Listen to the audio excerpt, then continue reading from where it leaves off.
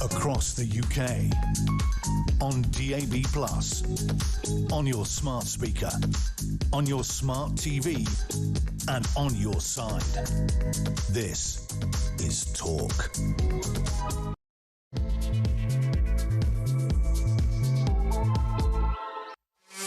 There you are. What an extraordinary day. Good evening and welcome to the Political Asylum right here on Talk. I'm Kevin O'Sullivan and I'll be with you all the way until 10 o'clock. Stand by for 3 fast-paced hours of news, views and topical debate. Get on the show, get on the phone and call me on 0344 499 1000, or you can WhatsApp voice note me on the same number, and I promise to play your message out. It is Monday, October the 13th. Here's what's coming up. Does Labour just send out Keir's cabinet cronies on the media rounds purely to lie? Class warrior Bridget Warren-Phillipson, who identifies as the current Secretary of State for Education, stated on TV yesterday that this anti-Israel government played a key role in achieving the ceasefire in Gaza. Throughout her excruciating appearance on Sky News, she succeeded in not mentioning Donald Trump and indicated that without Britain's vital behind-the-scenes contribution, peace would never have happened. Yeah, right. Do you believe a single word she said? 0344 499 1000. No sooner had Ms. Phillipson delivered her Sunday spin sermon than America's ambassador to Israel, Mike Huckabee, tweeted, "I can assure you she is delusional." Bridget's humiliation got worse when Israel's Deputy Foreign Minister, Sharon Heskell, declared, "Unfortunately, I have to contradict her." Ms. Haskell went on to state that, in fact, far from helping, Britain had materially delayed the chances of a settlement when it rewarded Hamas by recognising Palestine. Who does Bridget Phillipson think she's kidding? 0344 499 1000. Meanwhile, two-tier Keir was roundly mocked for flying out to the Middle East to act like he had anything to do with Donald Trump's immense achievement in getting the remaining hostages released and outlining the roadmap to potential lasting peace in a region Starmer's recognition of Palestine has done so much to destabilise. Has our Prime Minister got no shame? 0344 499 1000. If you saw some of the dynamics of what's been going on at Sharm el-Sheikh, it's basically, Donald Trump continuing this 15-hour speech he's been making today, with all the European leaders and the other leaders shuffling around behind him. And he's given Macron and Starmer extremely short shrift. Hilarious, excruciating, embarrassing for this country and for our Prime Minister. But he deserves it. Should never have recognised Palestine, should he? 0344 499 1000. In other news, horrible but inevitable as Britain's growing crazed army of Jew haters took to the streets over the weekend, not about to let a little thing like the end of the war get in the way of their devoted anti-Semitism. Now that these pro-Palestinian fanatics can no longer shout about alleged genocide and their nonsense about the IDF supposedly killing children, what's left for them? Except their shocked, naked racism towards Jews. 0344 499 1000. While significant numbers of these anti-Semites got away with illegal chants about jihad, the river to the sea and death to the IDF, cops swiftly arrested protesters holding placards emblazoned with "We support British Jews." Is this yet more two-tier policing? Why do the Rozzers keep letting the pro-Palestine mob break the law with their murderous chants and slogans? 0344 499 1000. Also tonight, Nigel Farage's fury after Reform's 19-year-old Warwickshire council leader George Finch was beaten up by thugs, calling him a fascist and racist. Farage directly blames Starmer for the inflammatory racist rhetoric around reform he launched during Labour's conference. Is he right? 03444991000. Plus, tonight's special guest, comedy writer, Father Ted, creator and women's rights campaigner Graham Linehan, on Green leader Zach Polanski's strange belief that it's perfectly okay for blokes to be allowed into women's refuge centres as long as they identify as female. Zach is also bizarrely convinced that women can have penises. Is he okay? 03444991000. I'll also ask Graham if Britain has an integration crisis and what he reckons about the so-called inclusive mosque fun run at the weekend. Open to everyone, except all females over the age of 12. Isn't that against the law? If not, why not? 03444991000. I'll also find out why a pro-Palestine supporter thinks that despite peace in Gaza, the marches are still justified. And finally, Lady C will join us later at 9 o'clock with her view on the events over the weekend involving Harry and Meghan. Extraordinary, they went to New York to receive entirely undeserved humanitarian awards, God knows why. But you know Harry, you know those two, they'll go anywhere to pick up a trophy. Oh, look at me, take a picture of me, aren't I great? Then, while they were there, they both went out for the night separately. How strange.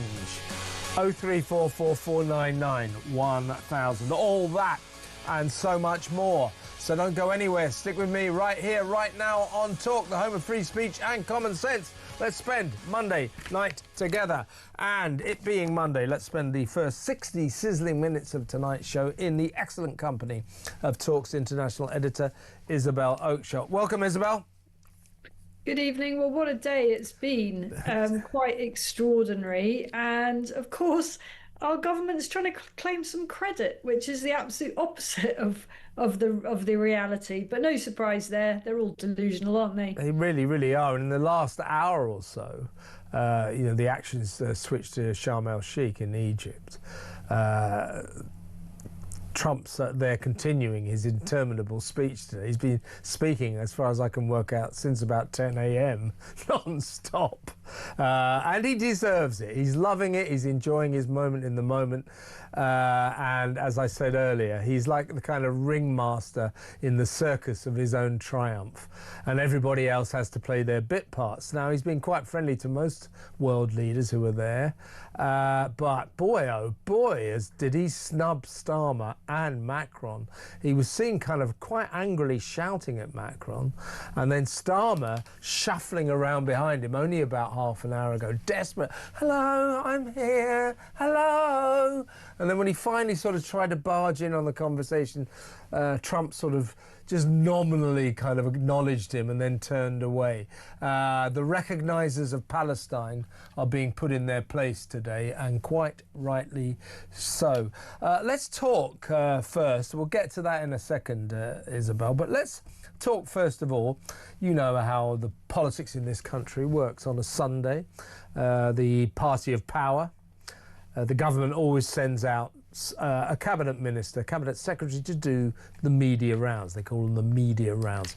Usually involves Sky News, Laura Kinsberg on the BBC, maybe the 1 p.m. Radio 4 show, and so on and so forth. Now, this Sunday, yesterday, they chose the current education secretary, that little class warrior, Bridget Phillipson, and, you know, frankly, she went out there and, talking to Trevor Phillips on Sky News, succeeded in never once mentioning Trump.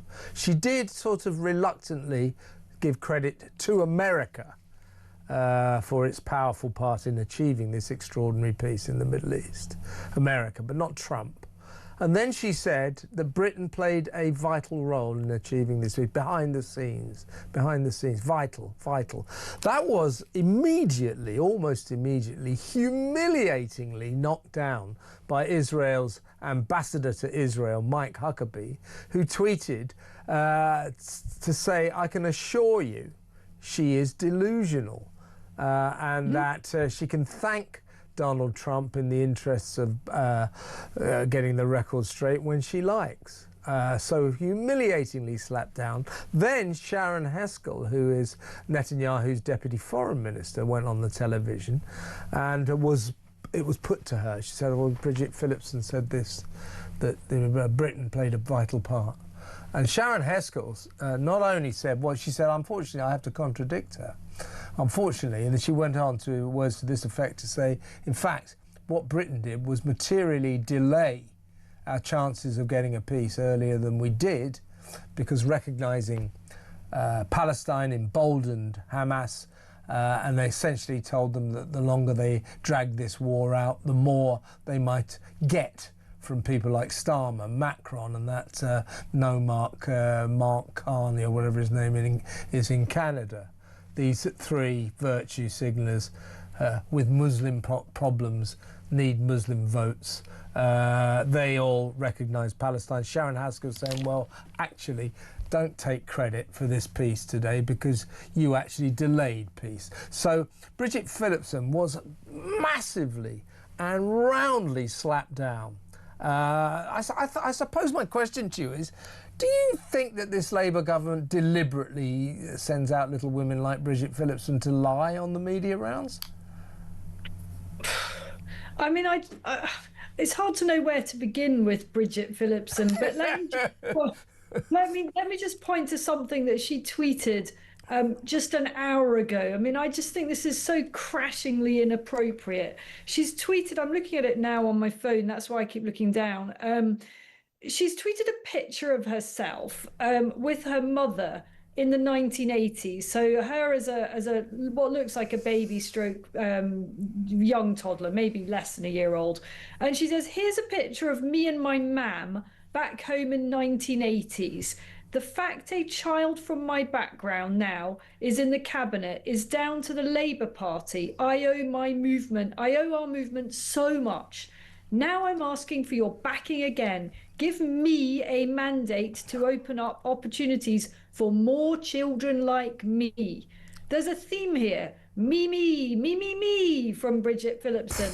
You know, on a day when the eyes of the world are on other mothers, the eyes of the world are on the mothers and fathers and relatives, the brothers and sisters, uncles and aunts of those young men, and they were, I think, pretty much all young men released today, thankfully bringing an end to 2 years of utter horror for those mothers. Bridget Phillipson thinks that that is the time to post a picture of herself with her mother. I mean, could you imagine anything more crassly inappropriate at this time than to be talking about herself and her own mother? It's so ill-judged. But this is a woman that is completely delusional in multiple regards. And you know why she's doing it? Because she's in trouble. My bet would be we won't see Bridget Phillipson on the media round of a Sunday anytime again soon. She screwed up yesterday, and she screwed up badly. Now, Steve Whitcroft, Trump's envoy, who has played such a major role in achieving this remarkable peace, we have to put a caveat. Let's hope it works. Let's hope it works. But so far, so astonishing. And it's all down to Donald Trump, Steve Whitcroft as well. Steve Whitcroft today, oddly, after Mike Huckabee and Sharon Haskell had slapped Bridget Phillipson down, he sent out a tweet saying, "Oh, he said that we've really got to pay credit to, yeah, there it is, to Britain's role behind the scene, especially Jonathan Powell." Which is a very odd thing to say. No mention of Starmer or anything like that. Now, this is what my interpretation of this. I think that Donald Trump and Steve Whitcroft have thrown Britain a bone. That Starmer is squirming because of this Chinese spy scandal. Jonathan Powell denying that he stepped in to stop this trial because he didn't want Britain to declare that China was an enemy. Therefore, the whole case fell apart. So Jonathan Powell in big trouble people believing, him denying it, but him believing that he actually screwed this trial up and went a long way to empowering China's ongoing infiltration into Britain, into all aspects of British life. So suddenly Whitcroft is thanking Jonathan Powell. I smell some backroom chats there. Could you do us a favour? Could you do us a favour? Could you mention Jonathan Powell? Don't you think? 100%. Yeah, that didn't come out of nowhere, did it? I mean, until now, no one's been talking about the pivotal role of Jonathan Powell in all of this. Although, of course, Jonathan Powell is very close to Tony Blair, and Blair has been quite involved, not particularly behind the scenes, on all of this, and is desperately trying to be a key player in what happens next. But you're right, you know, Jonathan Powell is in real hot water over this Chinese spy scandal.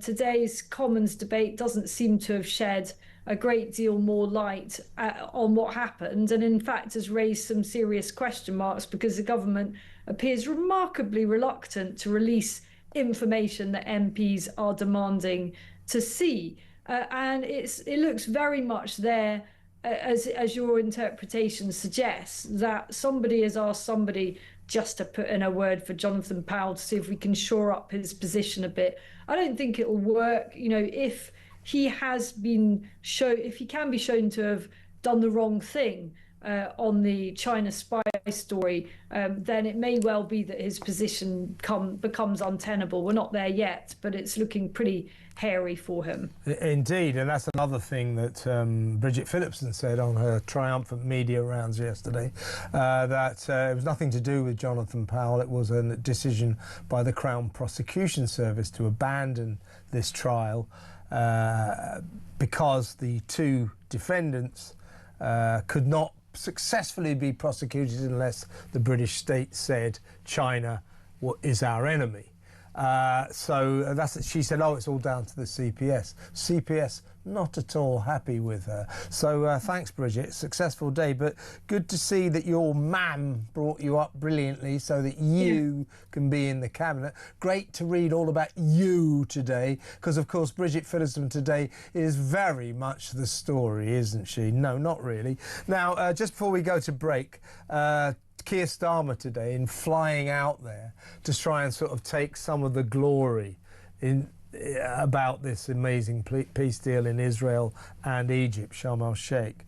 He's been called the John Terry of politics. John Terry in 2012, when Chelsea won the Champions League in the final, he'd been suspended because he was always getting bookings and things like that. He was suspended. But when they won, even though he hadn't played, he put on a full Chelsea kit and ran out there to, to soak up the glory. Actually, I didn't mind John doing that because he was a big part of the Chelsea success story. But anyway, that Starmer is being called the political equivalent of John Terry. He sort of wrapped himself up in a Gaza peace suit, has shot out there to stand around with Donald Trump and act like he had anything to do with it. Well, as we've just discussed, if anything, Keir Starmer materially delayed this peace. He got in the way of it with his disgusting recognition of Palestine for no apparent reason apart from the fact he needs the Muslim vote. So very embarrassing to see him shuffling around behind Trump. He tried to get involved in a conversation with Trump. Trump clearly sort of snubbed him. And then earlier, that other recognised it. Look at that. Look, go back to your place, Keir. Get away. Go back. This isn't your show. But earlier, Trump, you could see him really going for Macron. So I think America very, very fed up with the three recognisers of Palestine, and Donald Trump making his feelings clear today. Yeah, I mean, Starmer probably just, as always, he just wants to get the hell out of Britain. I mean, it's got to the point... Never hear, Keir. He's spending so little time in the UK that someone actually wrote to me suggesting that perhaps he's trying to be off out of the country for tax purposes. You know, he's spent that many nights abroad that maybe he'll qualify for tax exemptions. And frankly, who can blame him given the scale of the clobbering that's coming from Rachel Reeves? Exactly right. But yeah, if you look at the body language in Sharm el-Sheikh, both with Macron and Starmer, oh God, it's excruciating. It is excruciating. And you know, my question about Keir Starmer really is standing there. This guy who presides over a government whose policies have been blatantly pro-Palestine and anti-Israel, recognising Palestine 3 weeks ago, month ago. Absolutely disgraceful anti-Israel policies, and he now goes over there with Macron to try and suck up some of the limelight, as if they had anything to do with it. Bridget Phillipson, oh, Britain played a vital role behind the scenes. No, we didn't. We didn't. We just know we didn't. So I think thanks to look at that. Thanks to Starmer having no shame and going out there trying to take some of the credit. I think it's been a very embarrassing day for Britain, and also because of Bridget Phillipson's nonsense about Britain playing a vital role behind the scenes. I mean, who do these people think they're kidding? The propensity of this Labour government to lie and then lie some more is getting really frightening. I mean, I've never seen a Prime Minister in a cabinet like this, and I've seen a few. They just stare us in the face and tell us fibs. They do, but luckily, I don't think anyone's really believing it. I mean, it's so bad and so blatant that nobody is actually being taken in by this. Now, previously, you could kind of rely on a government not to lie. You know, they might dance around a bit and they might speak in strange terms and so on, but they wouldn't be blatantly untruthful, which I think several figures in Starmer's administration routinely do. I mean, Bridget Phillipson... Including Starmer, of course. Yeah, well, quite. Bridget Phillipson this morning trying to say that Jonathan Powell wasn't involved in the substantively. What was it? She said he wasn't involved. The substantive evidential side of the it was very mean. It was very, what did she actually mean by that? Either he was involved or he wasn't. He was involved. He wasn't. That's what she meant. But Isabel, he wasn't substantively involved. I'll try they're kidding. They all think we're stupid, don't we? They're the ones who are stupid for thinking we're going to believe her little girl lies. They're like kids who didn't do their homework. I'm sorry, sir, I missed the bus. Yeah, right. Okay, then. Let's go to a break, and next up, let's talk about these anti-Semites who swarmed through our streets again, particularly here in London at the weekend. They got no excuse for these marches anymore. There's no more alleged genocide. Never was, by the way.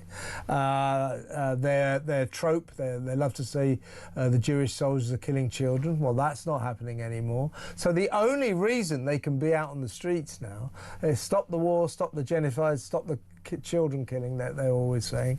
Well, that's all stopped. So why have they vowed to carry on? It must be they've only got one thing left. That's naked Jew hatred, naked anti-Semitism. That's the only reason they're doing this now. It's an extraordinary sight. We'll talk about that next. Stay tuned.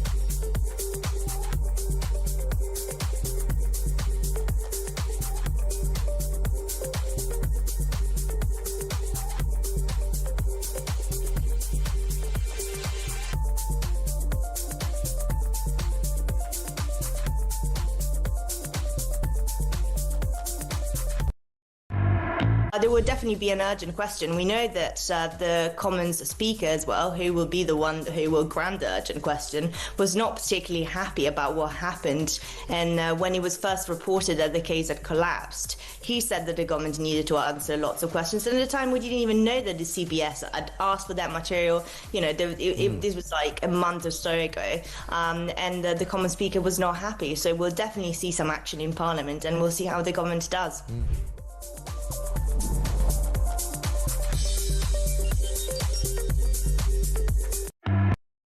Across the UK, on DAB+, on your smart speaker, on your smart TV, and on your side. This is Talk. Welcome back. I'm still with Talk's international editor, Isabel Oakeshott. Isabel, our brilliant producer here, Samara Gill, went down to the demo, to the pro-Palestine derangement protest on Saturday. As I said before the break, what are these marches for now? They used to shout about stop the genocide, stop killing children, death to the IDF. Well, the IDF aren't fighting anymore. You know, they didn't deliberately kill children ever, but that's the anti-Semitic trope that these people like to get involved in. So if we pay them the benefit of the doubt, no children are being killed and there's no genocide going on because there is a ceasefire, so nothing's happening. And that was the case on Saturday. But Samara went down there and filmed some of these people. Got a couple of kids, very anti-Israel. She asked them, so where the Jews have got to get out, they've got to get out of that area, the whole area, they've got to get out. Where should they go? Well, I don't know, you'd have to ask someone, you know, like, who knows about history and that. I mean, anyway, this is a sort of mashup of some of the filming that Samara did on Saturday. Israel has withdrawn most of its troops from Gaza. We've got aid flowing in. The hostages are meant to be released on Monday. So why are people still out here in Great Britain protesting? I'm going to find out. Interesting sign there, one state Palestine. What does that mean? Oh, sorry. You don't want to hold that? It's Free Palestine. Free Palestine from what? Sorry, my English is not really well. Okay, maybe you shouldn't be holding that sign then. So interestingly, a lot of people here don't quite know why they're here. Looks a lot like the jihad flag to me. Nah, it's just a declaration of faith. That's it. It's the Saudi flag, but it's just black. Why are you here today at the protest? We're here to show the government they need to cut ties with Israel and we want no more. We want Palestine to be free. Free from what? Free from Israel. The troops have come out just a couple days ago, so it is effectively free now, would you? Yeah, it is, but obviously the original whole land, even where Israel is now, that was all Palestine's land anyways. So you want the land back. Right, okay, so where are those Jews going to go? Where they came from. They went to Palestine, they were somewhere else before. Where I'm not were too educated they? on the history. I'm not too educated on the history. How do you feel about the Union Jack?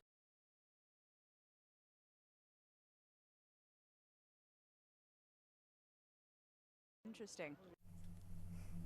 Yeah, the lady in the hijab, she didn't have very good thoughts about the Union Jack. She's big on the Palestinian flag. Those kids, not too big in the history, like, you know. But you know, they've got to get out, ain't they? You know, so this is a. I mean, you can laugh about all this, but there's a serious side to it. Those kids, by the way, they say it's the Saudi Arabian flag only in black. No, that was the jihad flag. Also, there were ISIS state flags there. There were Nazi swastikas and so on and so forth. Half of these people, no idea really what they're protesting about. No idea about Palestine, Israel and the tensions in the Middle East. No idea. They're just sort of on a bandwagon. Yeah, get him out. Yeah, I don't know much about the history. You have to talk to someone who's older than me, you know, and so on and so forth. But it just proves that racism, and in this instance we talk about anti-Semitism, is like a contagious disease. It just infects people, and it grows like a fungus. And we've got a real problem here, as Samara said in her report. If there's peace in Gaza, which there is now, no one is being killed, no genocide, the IDF aren't doing anything. Why are these marches still happening? It's for one reason: Jew hate, anti-Semitism.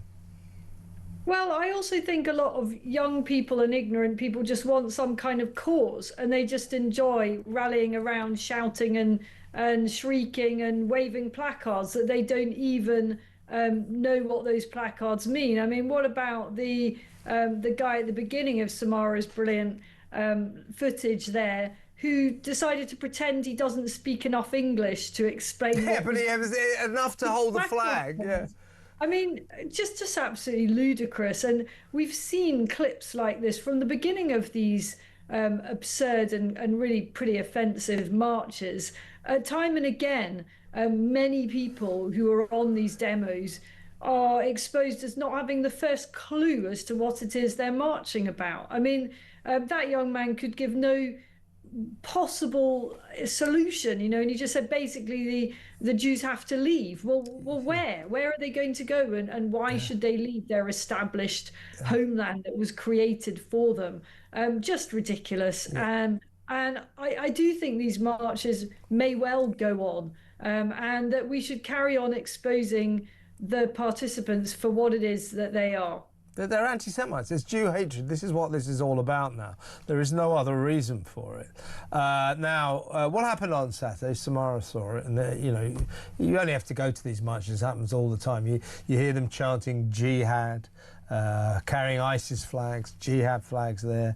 They're chanting from the river to the sea, which, despite what Sadiq Khan, the London mayor, says is anti-Semitic, it is about the annihilation of the Israel state, the state of Israel. Sadiq Khan said it's not anti-Semitic. I don't know where he gets that from. It is, and it's illegal. It's illegal. Also, death to the ITF, illegal. So they're all getting away. The police don't arrest any of them, all the anti-Israel, anti-Semite and protesters. And a small group arrived. They were pro-Israel demonstrators holding placards reading, "We stand with Britain's Jews." Only a small crowd, and they all got arrested almost immediately. On what basis? Was spreading, disturbing the police, potential racial hatred, usual claptrap. So you're okay with the jihad flag, but if you have a placard saying "We stand with Britain's Jews," which is what they were holding, you get arrested. Just extraordinary. I mean, again, it's just yet another example of a two-tier approach to things, and we've seen this throughout, haven't we? I was aware of the story. I haven't actually seen any footage of it, and perhaps we've been playing that earlier today.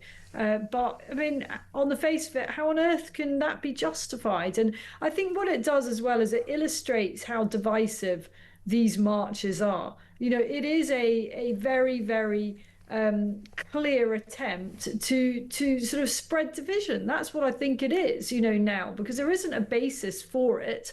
And if our Jewish friends, British people, they're not, you know, you've made this point many a time, this is not foreigners in our land, these are British Jews, our Jewish community. If they cannot come out and also demonstrate, then we've got a very, very divided and lopsided society. Yes, backed up by a Prime Minister and a Cabinet who have yet to concede that the synagogue attack 2 Thursdays ago was committed by a maniac Muslim, by an Islamist terrorist. They have yet to declare who was responsible for this attack.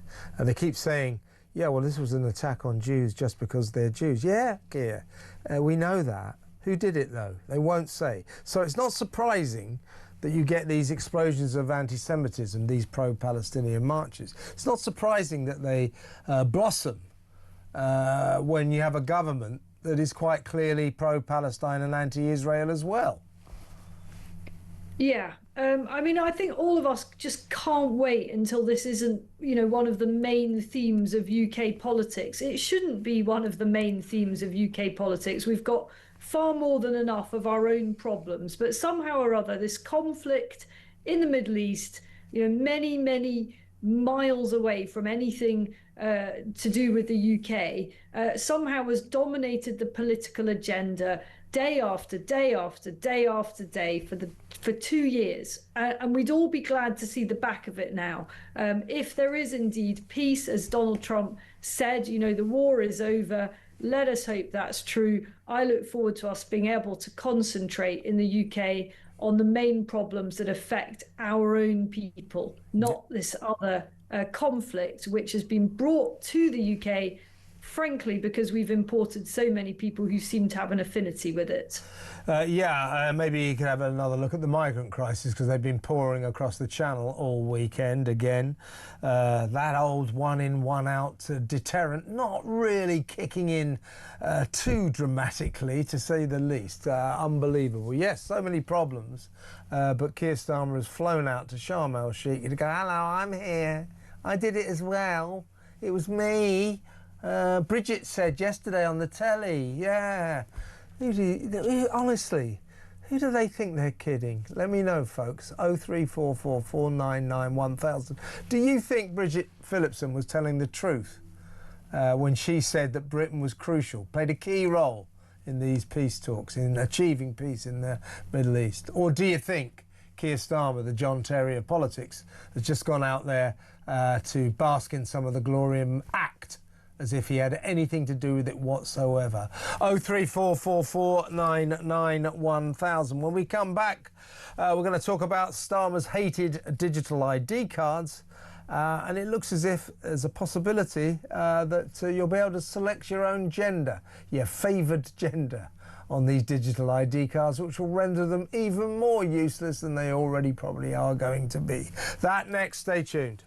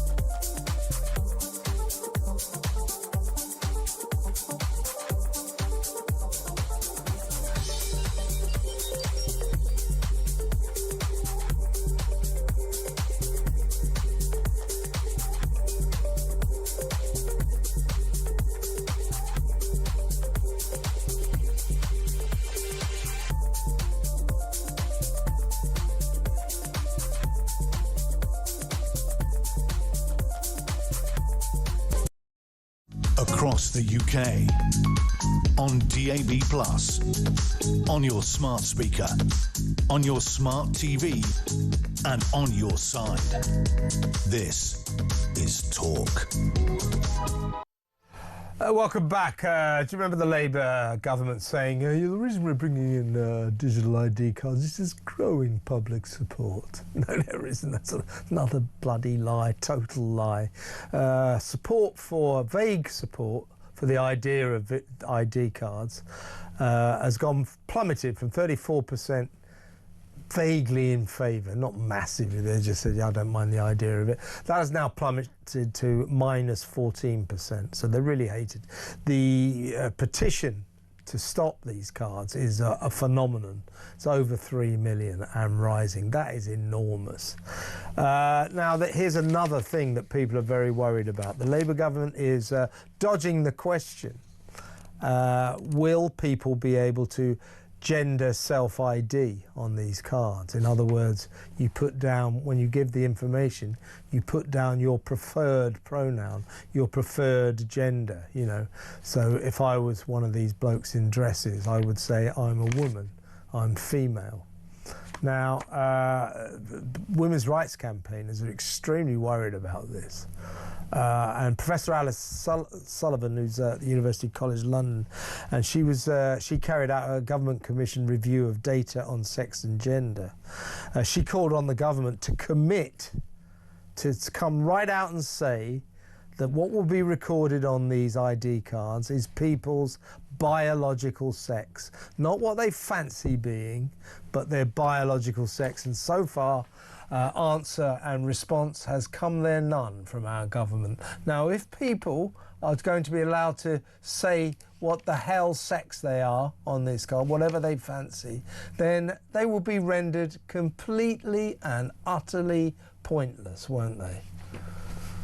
But these ID cards only work if there is a basic level of control and efficiency in the entire system. So I've said this before, they actually work very, very well. Where I am based much of the year, that's in the United Arab Emirates. I don't have a problem with them here. I don't find them intrusive here. Everything is coordinated nicely. I cannot see how they can work in the UK with the level of dysfunction of our public bodies and, frankly, the very good reason not to trust this government anyway. I mean, I saw reports over the weekend that they're going to be used to sort of link up with the tax affairs and God knows what else. And, you know, if they don't even contain fundamental truthful information, like whether you're a man or a woman, just forget it. You know, I just don't think these are going to work. I mean, I've said before, you and I have had this conversation before,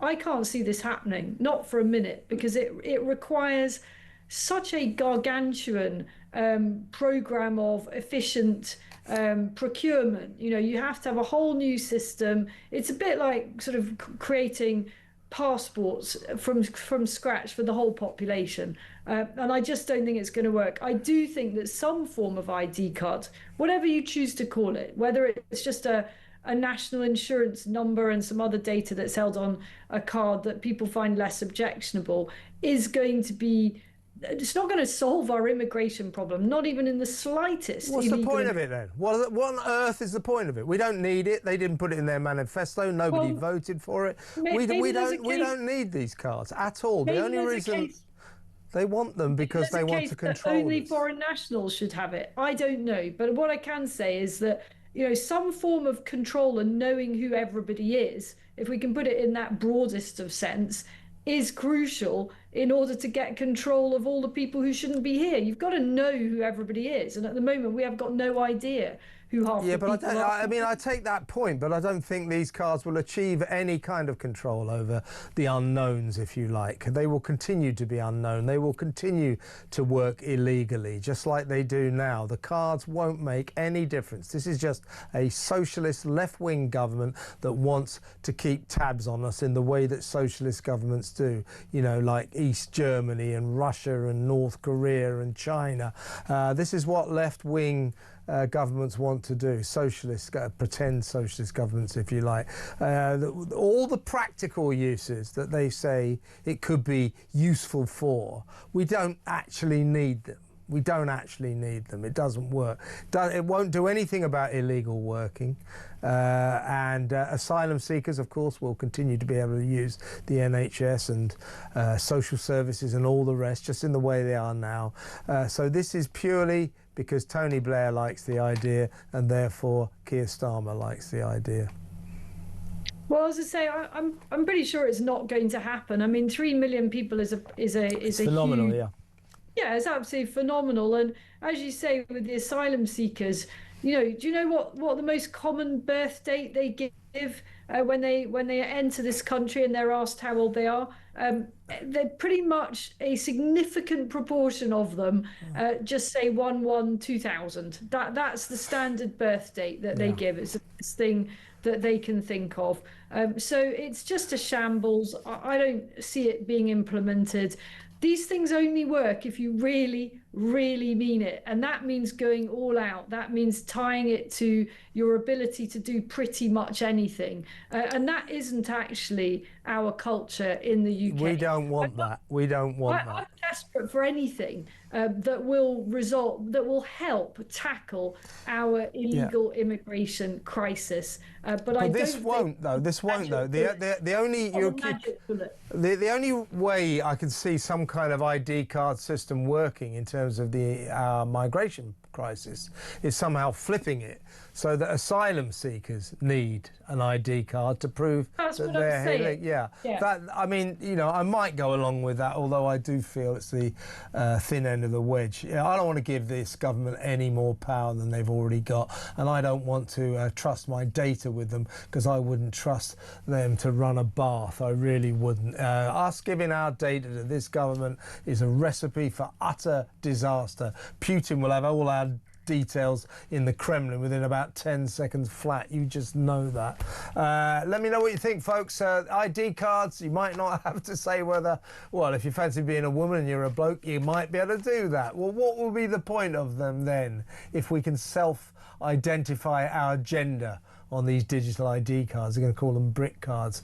I've got a better name for them. It rhymes with Brit. Let's go to a break, and when we come back, we're going to talk about poor George Finch. He's the 19-year-old Reform Council leader in Warwickshire County Council. He got badly beaten up last Friday by yobs shouting fascist and racist at him, and Nigel Farage is furious. We'll talk about that after this break.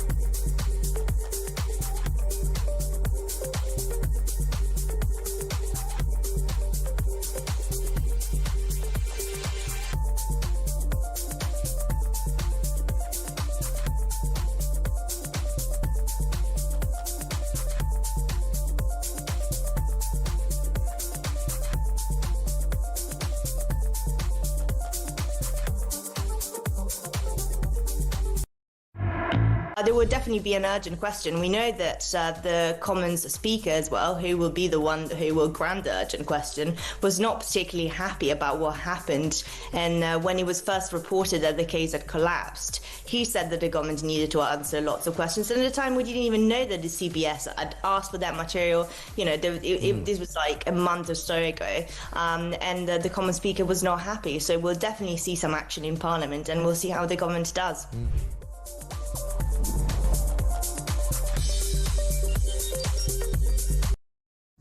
across the UK.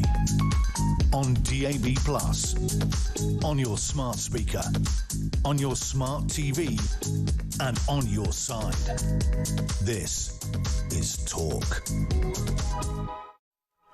Welcome back. I'm still with Talk's international editor Isabel Oakeshott. Isabel, George Finch, he's 19. He is Britain's youngest council leader. He runs Warwickshire County Council. Quite an impressive young man he is too. Poor guy was walking through Nuneaton, which is in part of his area, with a female friend on Friday night where he was attacked by a bunch of thugs, calling him a racist and a fascist. Nigel Farage is understandably furious about this. He said because it was basically Keir Starmer who unleashed this kind of rhetoric about reform at the Labour conference, calling their policies racist. And of course, Zach Polanski, the Britain's new irritant, the Green Party leader, he called reform members, reform supporters, fascists. And that Reform is a far-right party. Now, so you've got racist, fascist, far-right, etc. Nigel Farage says that by dialing up this rhetoric is directly led to what happened to poor George on Friday night. Beaten up for his political beliefs, called a fascist and a racist. It's Starmer who unlocked this Pandora's box of over-the-top language, isn't it? It is, and I was really shocked in a way to hear what happened to George Finch. He's an incredibly impressive young man. I mean, I'd heard so much about him as this, youngest ever council leader. He's 19 years old, and I have an 18-year-old son, and he's very grown up for his age. But I can't imagine any 18 or 19-year-old really being capable of taking on the leadership of a council. But I was fortunate enough to find myself on a panel with George Finch at the Reform Party conference about 6 weeks ago. And I must say I was completely blown away. I mean, that is a young man who you would never guess was still in his teens. He really has on his that head on the shoulders, very wise head on the shoulders. He came across like somebody in their 30s, really quite remarkable. And remarkable people attract a lot of jealousy. I'm sure he is one hell of a target for Reform's political opponents because he is truly exceptional. I think one day we will see him in the cabinet. Perhaps one day he'll even rise right to the top of UK politics. And I'm very sorry that he's suffered this, but when the Prime Minister and his cabinet use this kind of rhetoric, it does invite people, stupid, ignorant people, to interpret it in their own way and feel that they're doing some kind of good work by lashing out, unfortunately, occasionally physically. And it's going to happen. If you've got the Prime Minister talking about Reform UK being racist, you've got Zach Polanski calling them fascists and far-right extremists. You've got the General Secretary of the TUC, Paul Nowak, calling them fascists.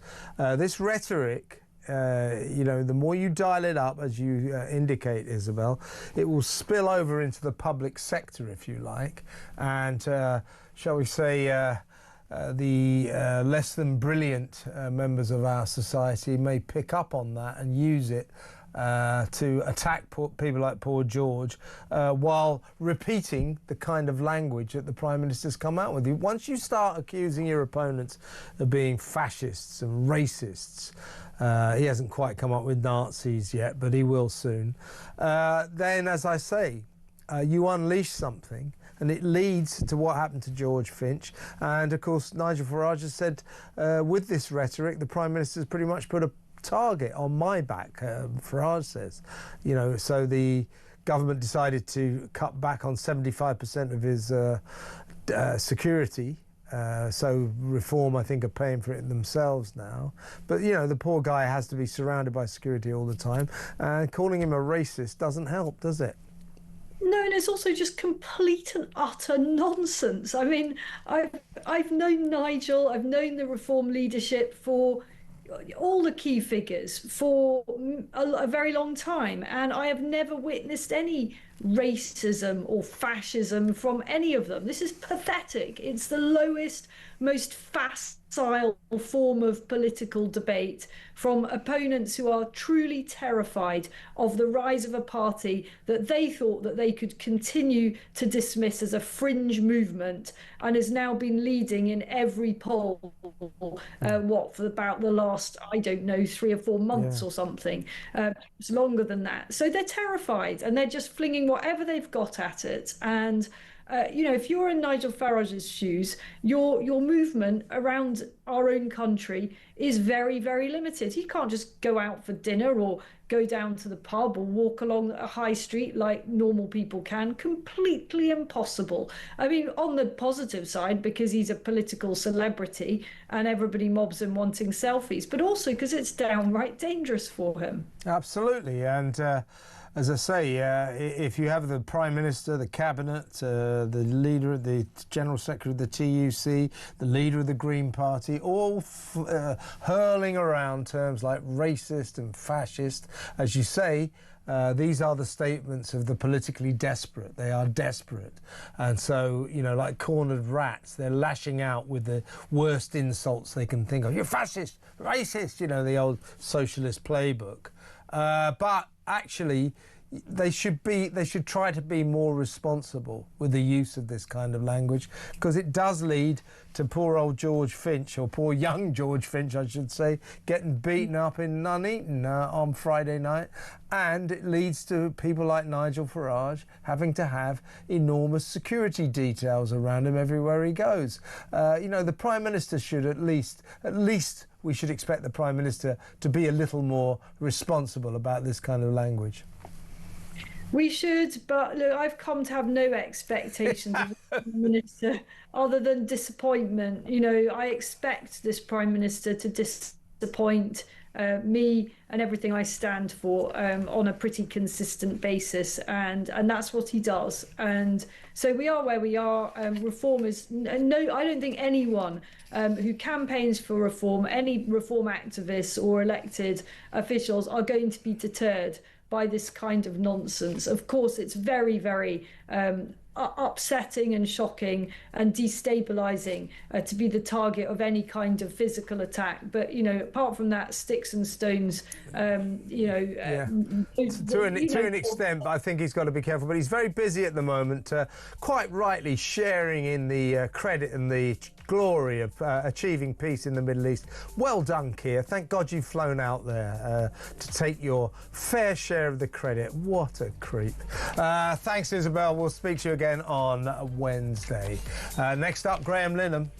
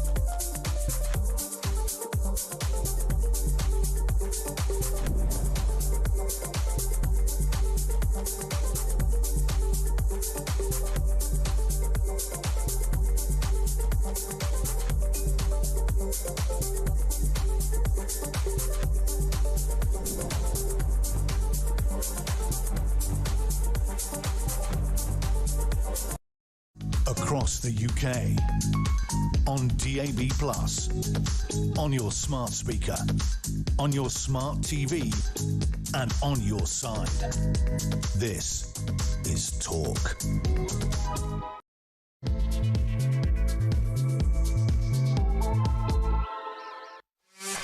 Welcome back. In about half an hour, we're going to be talking to a pro-Palestine supporter and asking her why she feels that the pro-Palestine marches that have been snaking through London, Manchester, Edinburgh, the various cities around the country since October the 7th, 2 years ago. Given that there's peace now in the Middle East, that the killing has stopped, the alleged genocide has stopped, all that, the IDF aren't shooting anyone, why are they still having these marches, and why have they pledged for them to carry on? I say, surely all we're left with, once you take away protesting about the war, the killing, the murder, the death, the destruction, once there's no war, why are you marching? Is it my contention that this is now naked, pure anti-Semitism, Jew hatred on our streets? But I'm sure my guest at 8:30 will not see it that way, but it'll be interesting to find out why she's going to justify these continuing marches. And I suspect they're going to get worse and worse and worse. Let me know what you think about that. 03444991000. And then we'll take your calls, by the way, at 8:45. Now, my next guest, I'm really pleased that he's going to join us all the way from the land of the free, which perhaps he's come to feel that Britain probably isn't. He is the creator of the brilliant sitcoms Father Ted, the IT Crowd, and so much more. And he, got badly cancelled for standing up for women's rights. The trans lobby made his life hell, to the extent, you'll remember, was it a couple of months ago, that he flew into London, 5 armed coppers waiting for him at Heathrow Airport, because allegedly he posted nasty things about trans people on Twitter, and he was arrested, by armed police officers at Heathrow Airport. So he may feel that he's in the land of the free, but when he comes back here, he's not in the land of the free, and who could argue with him about that? So a very warm welcome to Graham Linehan. Thanks for joining us, Graham. Thank you. Really good to be here. Now, you're in the States at the moment, but I wanted to talk to you. I could talk to you about so many aspects of the trans issue. And by the way, I don't just want to talk to you about that. We'll talk about other things after the break. But the Green leader, the new Green leader, self-styled, he calls himself an eco-populist. His name's Zach Polansky. His real name's David Polden, by the way, but for some reason he calls himself Zach Polansky. He seems to rant about almost everything except for green issues. Never seems to talk about the environment. But anyway, he says, amongst other things, we'll play some proof of this. He says that women can have penises, that trans women, in other words, blokes in dresses, men who pretend they're women, should be permitted to compete in women's sports, and that men who identify as women should be allowed into women's refuge centres. He says, Graham, that he's a great supporter of women's rights. How do you think letting males into refuge centres full of women who've been raped and violently abused by men is in any way good for women's rights? He's talking absolute crap, isn't he? Yeah. I mean, when I heard that Zach Polansky wasn't his real name, I immediately thought about all the con men and criminals who have reinvented themselves as women and acquired a new name. I don't see it as a positive sign that he's changed his name, and that in his old life he was hypnotizing women to make them grow boobs, their boobs larger. So that's not, I mean, that like again, that's one of those things about this fight that is actually true. I'm not making that up. But my point is that these kinds of people are empowered by gender ideology because they're used to fooling people and tricking people, and gender ideology is so confusing and impossible to grasp, you know, because it's got so many conflicting edicts, that people like him do really well, because they just kind of ride the wave of it, make sure they don't say anything except sort of thought-terminating cliches about it, and yeah, just he's the kind of joker who this movement throws up. We've got a show reel together of Zach. Somebody's given me a caption here: Zach Polanski being mad, but he is like it's like a sort of swirling mass of every extreme left-wing cliche you've ever heard. So when Piers Morgan, for example, the other day said, "Can a woman have a penis?" He said, "Oh, yes, of course they can." You know, yeah, so Piers goes, well, no, they can't. Well, yes, they can. You know, and then he really thinks that that it's fine for a bloke to go into a women's refuge centre as long as they've identified as a woman. I mean, this is just dangerous stuff. But anyway, have a look at our show reel of Zach in action. Because as a Jewish man, I feel the genocide very, very deeply. Imagine what it must be like to be a Muslim man and to see who could be your family and your relatives, to see how that's being behaved. Should trans athletes be in women's sport? Yes. What? If a trans athlete is a woman, then of course they should be in the sport that they're participating in. But they're not a woman, they're a man. Well, I think that's deeply offensive. These are totally unacceptable tweets, and I accept that people who are in politics, we get lots of abuse, but let's also face we shouldn't get abuse, and I certainly recognise that women get more abuse than I do, for instance. Does someone with a penis have a right to entry to a woman's refuge? However they identify. Yes, if they identify as a trans person, they've been a trans person for a long time, everyone's comfortable with it. When you have excess power in this country and wealth, which often come together, when that utilises working class resentment, you don't have to be a historian to know there are many times in the history when that's exactly when fascism begins. Graham, one more thing. We've got another little bit of Zach in action. This is Zach on what a woman is. Can a woman have a penis? Yes. It's going to take them a long time on the National Health Service to get rid of it, but that's another separate problem. All right. I think we'll leave it on a woman can have a penis. People can I think you're lacking nuance and complexity about a pretty complicated Not really. You couldn't have been clearer. I'm clear, because actually when you want to look at the science... You were crystal clear. Ask a simple question. But you're laughing at it, which I think demeans trans people. Absolutely ridiculous. What have you got against trans people? Why are you punching down? Why are you not saying nothing against the real trans problem people? in this I've already country? told you that I think trans people... You sound like you have a huge problem with trans people. No. It sounds to me like you don't understand what a woman is, which I think is a huge problem for someone leading a party in this country. A woman is a gender. Sorry? You said, what's a woman? No, a woman is a is gender. A biological and gender female. is complicated. No. Gender is a spectrum. It's not complicated. A woman is a biological gender a spectrum? Is it that binary? Do you think people are born male and female? Not necessarily. Oh, for God's sake. I think it's more complicated than that. It's not more complicated, Zach. Well, it's not more complicated than that if you're a TV show host who wants to make it binary and ridiculous. Zach, you're going to have to work if you want to have a nuanced conversation that actually reflects science, when I asked you if you want to be when I asked you if you want to be Prime Minister, there is not a cat in hell's chance of you ever becoming Prime Minister if you don't know what a woman is. The UK Supreme Court has made it crystal clear. But that's not the Supreme Court's job. The Supreme Court's job is to look at legislation lay down the law and then of make a legal ruling. OK. So you know more than the Supreme Court? Well, yes, actually, in this case, yes, I do. She said, now, Graham, you've written there some of the funniest sitcoms ever. Could you write stuff as funny as that? That's the thing I always say to people when they say, "Are you ever going to write about this?" But the real thing is so incredibly bizarre. Sorry, every time I put my glasses on, they steam up. I'm like I'm in a Confessions of a Window Cleaner or something. Yeah, they just kind of constantly do that, you know. Sorry, what were we talking about? Well, you know, I mean, the thing, Zach Polanski is challenging Piers. On the science, he's saying to Piers, you're not being scientific. Piers is saying, well, a woman's a woman and a man's a man. It is actually a binary issue. Sex is a binary issue. By the way, my feeling, over the course of time, the trans lobby seems to have separated the meaning of the word gender from the meaning of the word biological sex. Well, historically, there was never any difference.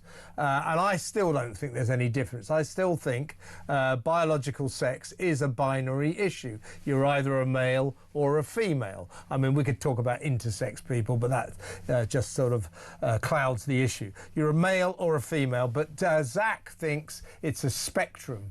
You know, and you can't be, but it's not binary. It's absolute nonsense. Yeah, and Zach is doing what all trans activists do. He's trying to get that not 1% of a percentage. Sorry, he's trying to make that a much bigger issue than it actually is. People who have what they're called as disorders of sexual development, they don't like being called intersex, and they don't like being used as an argument to get men into women's spaces, you know? Yeah. So, and I know this because I've met a few people with these conditions, you know? Yes. So this is just a typical, and you know, you heard it in his earlier stuff as well, the word genocide about the attack, about the Gaza war. You know, he just uses whatever buzzword the left has agreed to use at the time. Yes, exactly. And genocide and trans women or women are both the same in that they're not arguments. They're just repeated often enough that people begin to assume they're true, you know? Yeah. And it's not an argument, you know, and he's just, if you got him into a room with, for instance, someone like Helen Joyce, he wouldn't survive a second. Helen would rip him to shreds. She's ripped me to shreds a few times. You don't want to get on the wrong side of Helen Joyce. No, absolutely right. But Zach Polanski, this is where he gets dangerous. This guy believes now women's refuge centres are places where you know, women, really damaged women who've been raped, women who've been viciously beaten up by men. They go to take refuge, basically from men. They don't want to see another man for as long as possible, basically. And Zach thinks that it's perfectly all right to put into the middle of those people, those poor women, some bloke in a dress who says he's a woman. He thinks that's okay. So he thinks, like so many of these people on the left, he thinks he's one of the good guys. He's saying the nice stuff here. Well, that isn't nice for the women in the refuge, is it? That is an affront to women's rights, so women's rights to have their safe spaces, particularly refuge centres. Zach thinks it's okay, you can send a guy in there, as long as he says he's a woman, that's all right. That would horrify the women in women's refuge centres, wouldn't it? Yeah. I'm just doing my shirt, Kevin. That's all right. It looks like I've been wearing a kaftan for the whole interview. Yeah, exactly. That's right. And you know, I don't want to constantly harp on about this. I do promise I will stop moaning about myself in the next short while, maybe a month. But like, that is the argument I've been making for 10 years, and that is what lost me my career and my marriage. And my you know, my income and all sorts of other things. For 10 years I've been fighting this, and it's as simple as what you just said. You know, there is no way that that men in Britain will allow their daughters to go into spaces with men. You know, there's no way it will happen. So I don't know what they're thinking, what they think they're doing. All they're doing is they're kind of mounting up anger by insisting on this. And no one is going to take it, you know. And yes, we know there are lovely trans people who are just, you know, a lot of whom are simply gay people who like dressing up, you know. There's a lot of variations. There is actually a spectrum of different people who are gender non-conforming and who are fascinating people and interesting and creative and all the rest of it. But they're not being served well by this movement, by grouping them all together and calling them this homogenous sludge that is trans. You know, it's anti-human. It suppresses creativity. It enforces groupthink.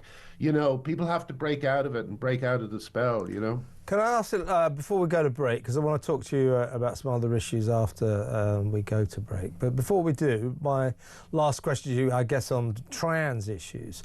You know these digital IDs that Keir Starmer wants to impose on a reluctant nation? Everybody in Britain hates the idea of them. Massive petition against them, 3 million signatures, phenomenal. -14% approval rating for it. Everybody hates hates the idea. They don't think it's British. Papers, please society, all that kind of stuff. And I certainly don't like the idea. We don't need it. They didn't put it in their manifesto. Nobody voted for it. Why are they imposing it on us? So that's one issue. We learned today that they're being very evasive on this issue. The question is, will these cards allow everyone to self-gender ID? And the chances seem to be right now that yes, they will. So these cards that are supposed to keep tabs on us, all this information, you can't work without this, you'll need this to go to the NHS, the social services, the police, etc., etc. The one thing it looks as if it might not reveal is whether or not you're a bloke or a girl. Yeah, yeah. Which will render them kind of useless, won't they? Well, yeah, and I mean, like, it's such a strange thing. They either want our information or they don't. And, I just the other day, I mean, according to the rules, and I didn't make up the rules were made up by trans activists. The other day I announced on Twitter that I was non-binary, and that makes me non-binary. That's all you need. Yeah. That's literally all you need to be non-binary. So someone can put down that, and that fluidity might be fun when you're a teenager and you're experimenting and thinking about things, but it's not fun for the police when there's a missing persons report out for a woman and it's a 6'2" bloke who looks like Oliver Reed, It's not good. So Clara, I mean, I saw this the other day, Kevin. There was a missing persons report, and it was a clearly mentally distressed man, and he had a frilly wig on, and he was clearly huge because the camera was looking from below, and they said this woman disappeared a few days ago. We need an urgent call for a woman. And it's like you're putting that person's life at greater risk by telling a lie, And it's so strange that the press plays along and the BBC plays along. Damn straight. It annoys me as a journalist. It annoys me as a journalist. Look, my view on trans people is live your life exactly how you want, whatever makes you happy, as long as you don't harm anyone else. So that's what I think about everyone, really. But when they start sort of basically saying that I can just say I'm a woman and then I am. I can turn up at a women's refuge centre, as you say, looking like giant haystacks or something, and say to them, can I come in? Well, no, this is a women's refuge centre. Well, I identify as a woman. Oh, well, in that case, you can come in. This is the maddest thing, Kevin? Yeah. The maddest thing is it has been the case for nearly a decade that girl guiding operates along those principles. So in girl guiding, the safeguarding rules for men are extremely strict, right? Men can't go on things like overnight stays in places and so on and so forth. However, if that man identifies as a woman, those restrictions aren't just relaxed; they disappear. They disappear. Graham, this is people don't realise this because it's so insane. This is the insanity that I think most people in this country want to get rid of, and yet we still have this kind of woke lobby that carries on imposing derangement on all of us, and something's got to be done. Girl guiding. Can you think of a worse place? I was just trying to digest. And girl guiding for that to happen. That's unbelievable. Unbelievable and mad. Listen, let's go to break, Graham. When we come back, I want to talk to you about a couple of stories concerning our Islamic community that I think you might be interested in. We'll talk about that next. Stay tuned, folks.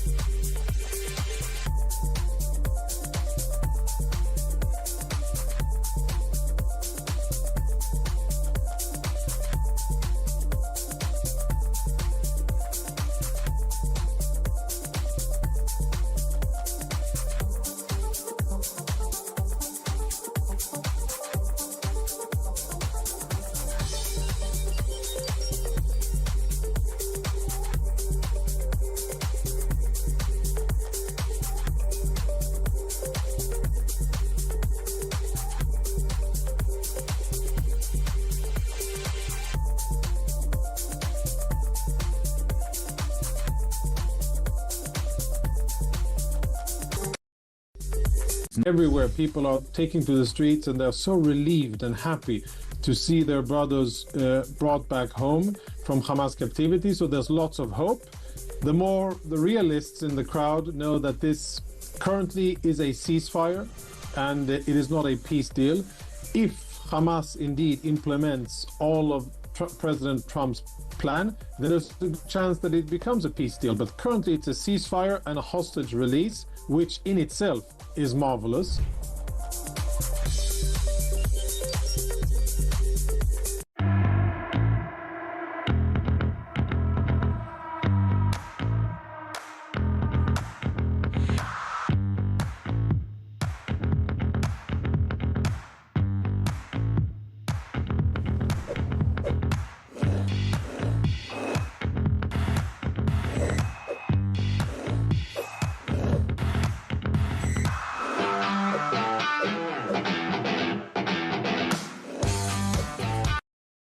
Across the UK, on DAB+, on your smart speaker, on your smart TV, and on your side.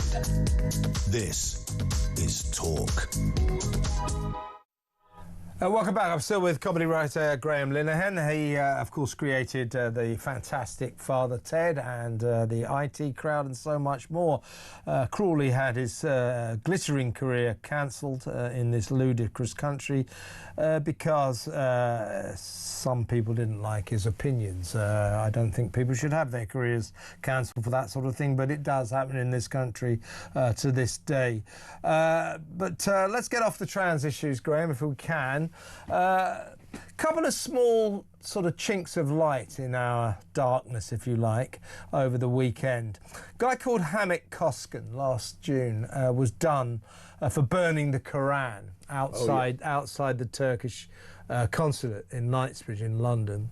He's a sort of he hates Islam. I mean, he's a Muslim, but he's no longer a part of the faith. He's an atheist. Yeah, and he was protesting against the religion that he hates. Now, you're allowed to do that in this country. Some guy turned up and nearly killed him, started trying to stab him and everything. That guy was given a suspended sentence. But Hamit Koskan, until last week, was convicted of religiously aggravated public order offences. Now, that indicated we kind of got blasphemy laws. Anyway, a judge on Friday said, actually, no, that conviction is overturned because the right to offend is at the heart of British democratic freedom. Also, the Sun newspaper, in another story, I don't know if you can see this, but this is what this idiot did to the Quran burner. The Sun newspaper has won a legal battle to be allowed to reveal that a convicted Iranian child rapist, a paedophile, was an asylum seeker. A judge, his defence lawyers tried to keep that quiet because they said it would mean people were prejudiced against him. But a judge agreed that to keep that information secret would be two-tier justice favouring one particular section of our community, as in asylum seekers. So those are two quite positive events, I think. But over the weekend, in the end, I think we're talking about integration. Over the weekend in East London, an East London mosque staged and I quote, inclusive, family-friendly Muslim fun run, but everybody was allowed to go. You didn't have to be a Muslim, didn't have to work. Everybody, come one and all, it's just a fun event. Everyone, open to everyone, they said, apart from females over the age of 12. So I would suggest that we do have an integration crisis in this country. What do you think? Well, one of the things that is most puzzling to me is the unholy alliance between Islam and the left. I saw a video yesterday of a guy another Muslim guy who was studying in I think America, or maybe the UK, and he was just saying, I escaped all that, and he said it always plays out the same way. He says for some reason the left goes into an alliance with jihadists. And the first thing the jihadists do when they attain power is they kill the members of the left, So it's like they're doing exactly the same thing that was done in Iran and expecting a different result, you know. And you know, I mean, I think it's probably a good idea for one not to go around burning Qurans. I think it's like needlessly offensive. But it's not against the law. I mean, I agree with you. It's not against the law. I wouldn't advise it. I don't think it's a nice thing to do. But in a country that doesn't have blasphemy laws, as we don't, that isn't against the law. And yet Muslims, a lot of our Islamic community, feel that you should get 10 years for that. Yeah, well, you know, I mean, in the old days, like the ACLU has been completely corrupted recently. But in the old days, the ACLU, I believe, went to court on behalf of a group of Nazi bikers or something, you know, or just Nazis. Yeah. And they did that because they realized that defending free speech means you have to defend the speech of even the worst people. You know, you've got to stand up for their right to speak. Now, I don't know, recently I've been having, you know, I think there's certain ways that people can use online communication to do other things and exercise their free speech. I think they can use it to groom children. I think they can use it to manipulate the political culture, all sorts of different things. But I just don't, I just don't, I think that that's not a matter of censorship. That's a matter of punishing people when they've done something wrong. You know, like everybody used to say, people were saying that it was censorship when people started fighting back against these people who were giggling about Charlie Kirk's death, and it wasn't censorship. It was like, you know, you've got to realize that if you scoff openly at the death of what seems like a very decent man, then, you know, people are going to get angry and they're going to contact your employers and stuff like that. What's happened recently is the left has realized that that's a weapon that can be used against them, just as they've been using it against the rest of the world, you know. And but I think it is an issue. I think we do have to look at it. We do have to look at the way the internet has changed our society, you know, because. Yeah. I mean, you have to admit, like, I remember when the internet started, I loved it. I thought, oh, this is amazing. You know, I thought it was the bee's knees. But we're about 25 years, 27 years maybe, around that 20 years since the invention of the iPhone, which I would argue was when the internet really went boom, you know. Yeah. And since then, has the world got less strange or more strange, would you say? I think it's got worse, and I think, you know, But not just worse, strange. It's odd. Yes, but the social media internet revolution, I think, is sort of, in terms of the profound effect it's had on humanity, is like akin to the Industrial Revolution back in the 19th century. It's just an enormous seismic sea change in the human condition. Listen, Graham, really good to talk. Just before you go, you've been a bit of a hit with the audience. This is from Bridie. She says, please let Graham know how much his stance for women is appreciated. He is a true example of a real man, something a lot of blokes are sorely missing now. I hope his life is filled with nothing but good things from here on. He's bloody earned it. Oh, tell her. Oh, thank you, Bertie. I really appreciate it. One last. You're over there in the States now. How are things going? Will you be able to rebuild your life and get your career going again? Yeah, well, you know, halfway through writing a film. We've written a whole sitcom. That, you know, I'm not entirely happy with just yet, but I think it's close to being great. And yeah, it's just nice to be working again. It's nice to be making people laugh, even if it's only the people reading the scripts, you know. Yeah, that's good. And do you have any regrets about your strong stance and what it's done to you? Do you have any regrets about taking that stance? No, I mean, you know, it would have been, I did not realize that I would be left alone. I didn't realize that my friends wouldn't help me. That's what I still find extraordinary. You know, all the people who I've worked with, all the people who invited me to parties and you know, just couldn't get enough of me when I was successful. They just completely abandoned me. And you know, the trans activists are just like the weather. You know, but when your friends betray you, That really gets to you, yeah. I bet. But like, I don't think I could have done anything different, you know? Like, I was perfectly polite, I was perfectly reasonable, and then they just kept attacking, and I became the creature you see today. Well, you're not a creature, Graham. It's good. It's really good to have you, and please come on the show again. That was great. Thank you very much for your time. That's Graham Linehan, the writer of Father Ted, The IT Crowd, all sorts of excellent, brilliant comedy writer, cancelled because the establishment, the woke establishment, didn't like his views on trans issues. You know, we could take a talented guy and you ruin his life like that. And we wish him all the best. Looks like he's rebuilding his life over there, and he'll be back on the show again. So let's go to break now. And when we come back, we're going to talk about the pro-Palestinian marches and, in my view, the strange business that they're going to carry on, that there's no end in sight for them. I thought they were protests against the war, against the alleged genocide, death to the IDF. Well, the IDF aren't killing anyone. No children are getting killed. No genocide, because there's no war. Never was any genocide, actually, as a matter of legal fact, but that's a different issue.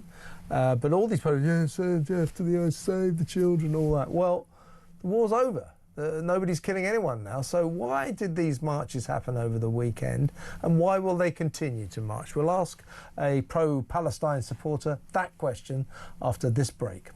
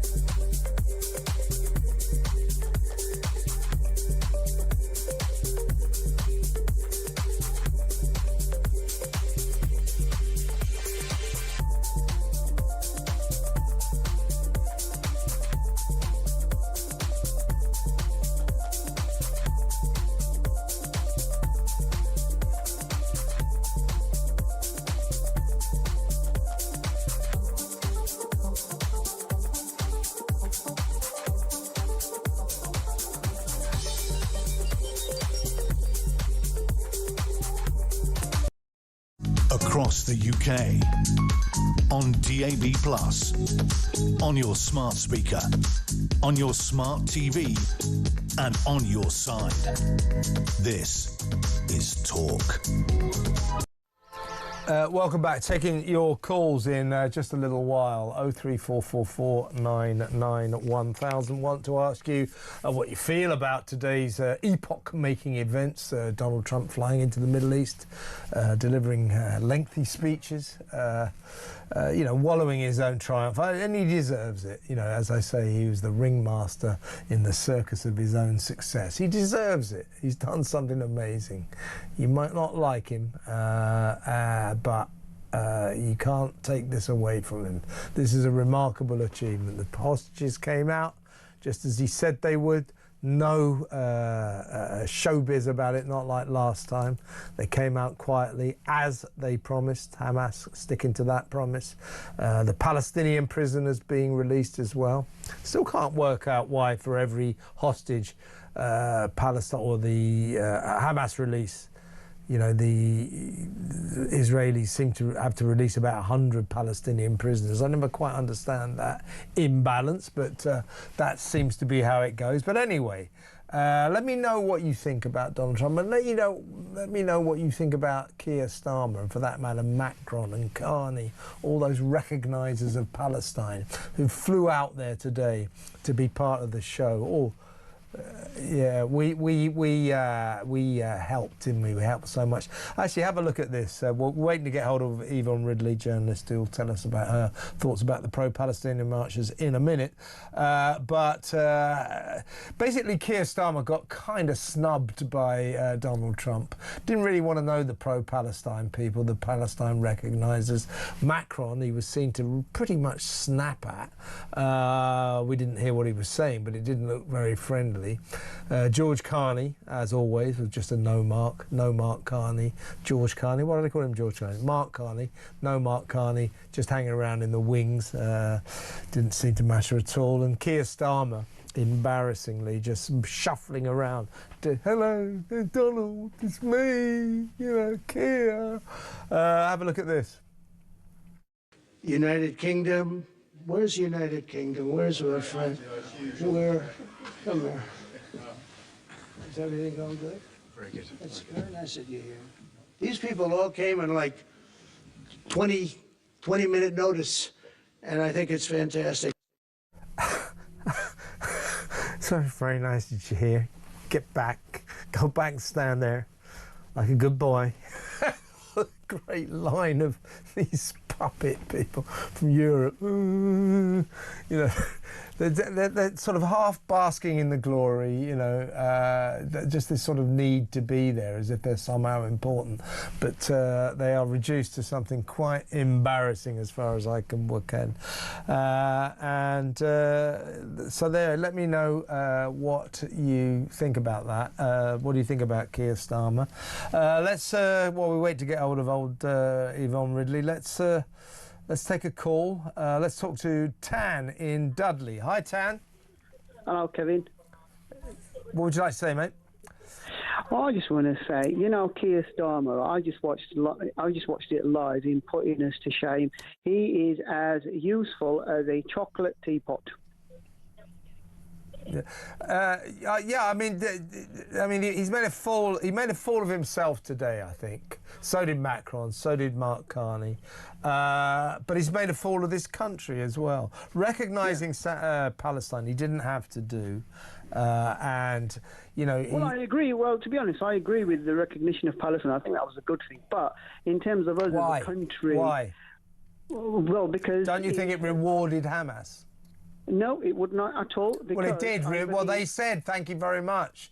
They said thank you so much. They said that they were thrilled by Starmer's recognition of Palestine, and they said this means we've won. So, it did do Hamas a lot of favours. It did reward them for October the 7th, which a lot of us think is kind of wrong.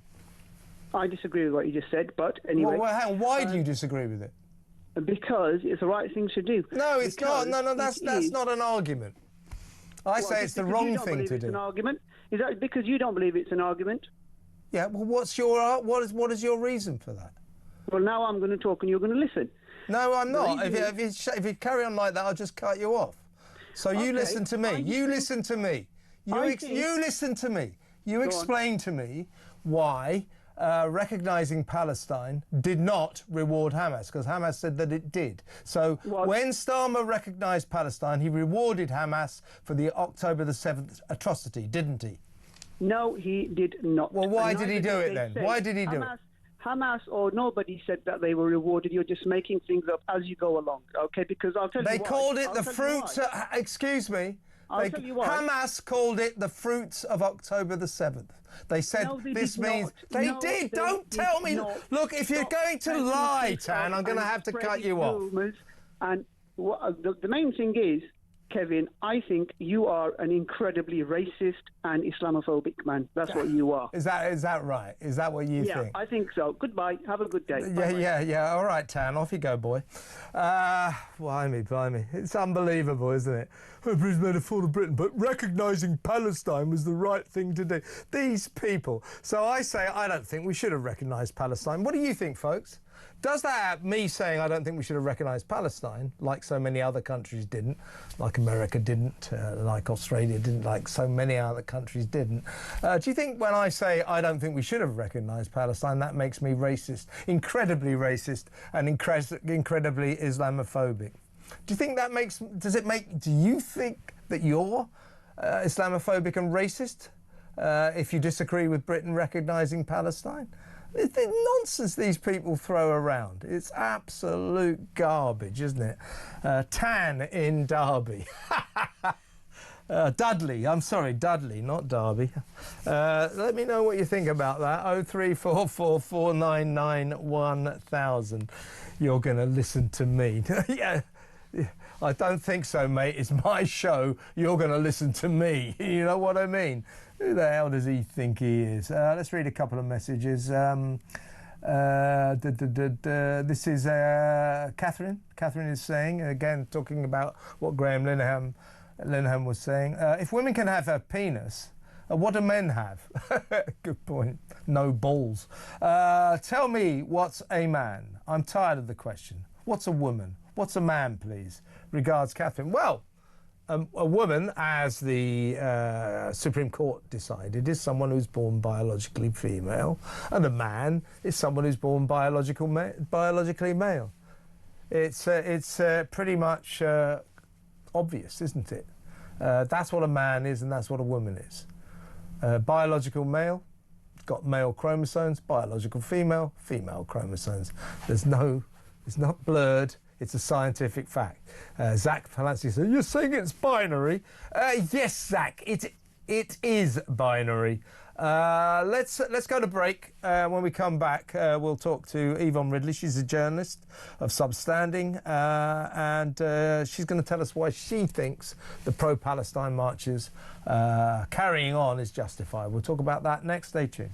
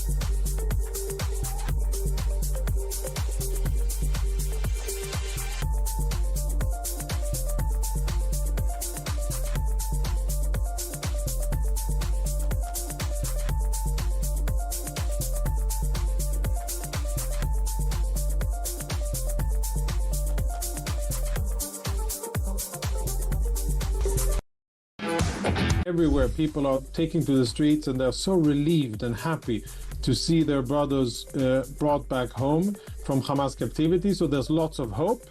The realists in the crowd know that this currently is a ceasefire and it is not a peace deal. If Hamas indeed implements all of President Trump's plan, then there's a chance that it becomes a peace deal. But currently it's a ceasefire and a hostage release, which in itself is marvelous.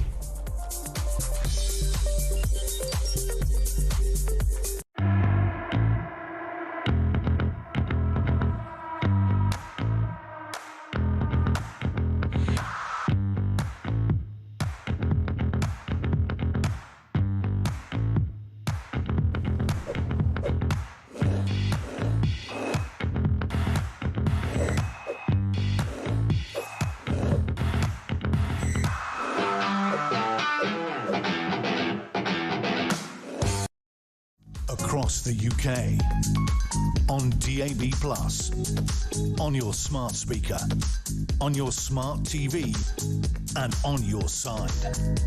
This is Talk. Welcome back. In about 3/4 we'll now be taking your calls. Let me know whether you think Keir Starmer embarrassed this country going to the Middle East today. Let me know what you think about that clear snub that the President of the United States, Donald Trump, dished to our Prime Minister. Basically, get out. It's like, you recognise Palestine, get the hell out of here. Same for Macron, same for Mark Carney of Canada, the recognisers of Palestine. Let me know what you think. 03444991000.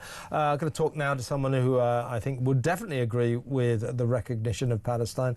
She's journalist Yvonne Ridley. Welcome, Yvonne. Thanks, Kevin. Good to see you. Tell me if I've got this wrong, but back in the day, you bravely went to Afghanistan to report on the troubles there, and you were captured by the Taliban, and you have subsequently converted to Islam. Now, I wanted to ask you why it is you think these marches, these pro-Palestinian marches, should be carrying on, given that on Saturday they'd already achieved peace, a ceasefire in Gaza. Nobody was being killed.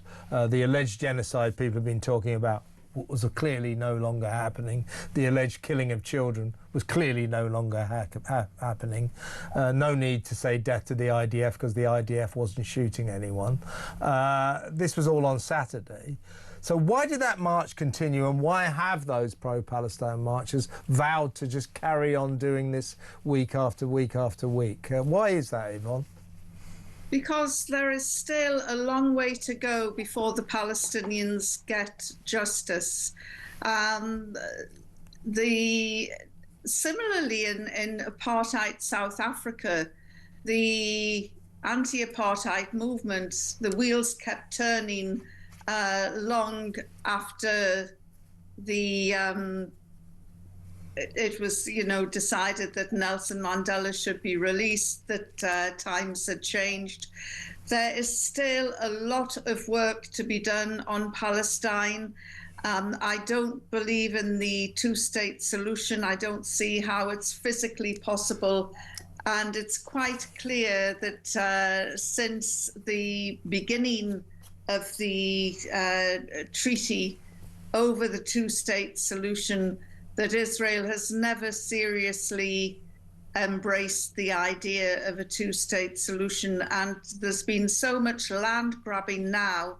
Anyone looking at a map of Palestine will see that it is impossible to have two functioning states.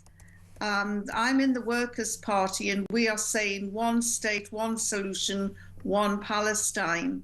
But whatever the outcome, this story is we've seen the end of a chapter, but now we've seen the opening of a new one, and Palestine will continue to need the support that it has had so far from 157 of the nations in the UN. Yeah, but one thing, Yvonne, is ironically what you're saying, one Palestine, one country. I mean, the one area that Hamas and Benjamin Netanyahu agree on is that neither of them believe in the two-state solution. So there may be some kind of agreement they could come to there, but presumably it's one or the other.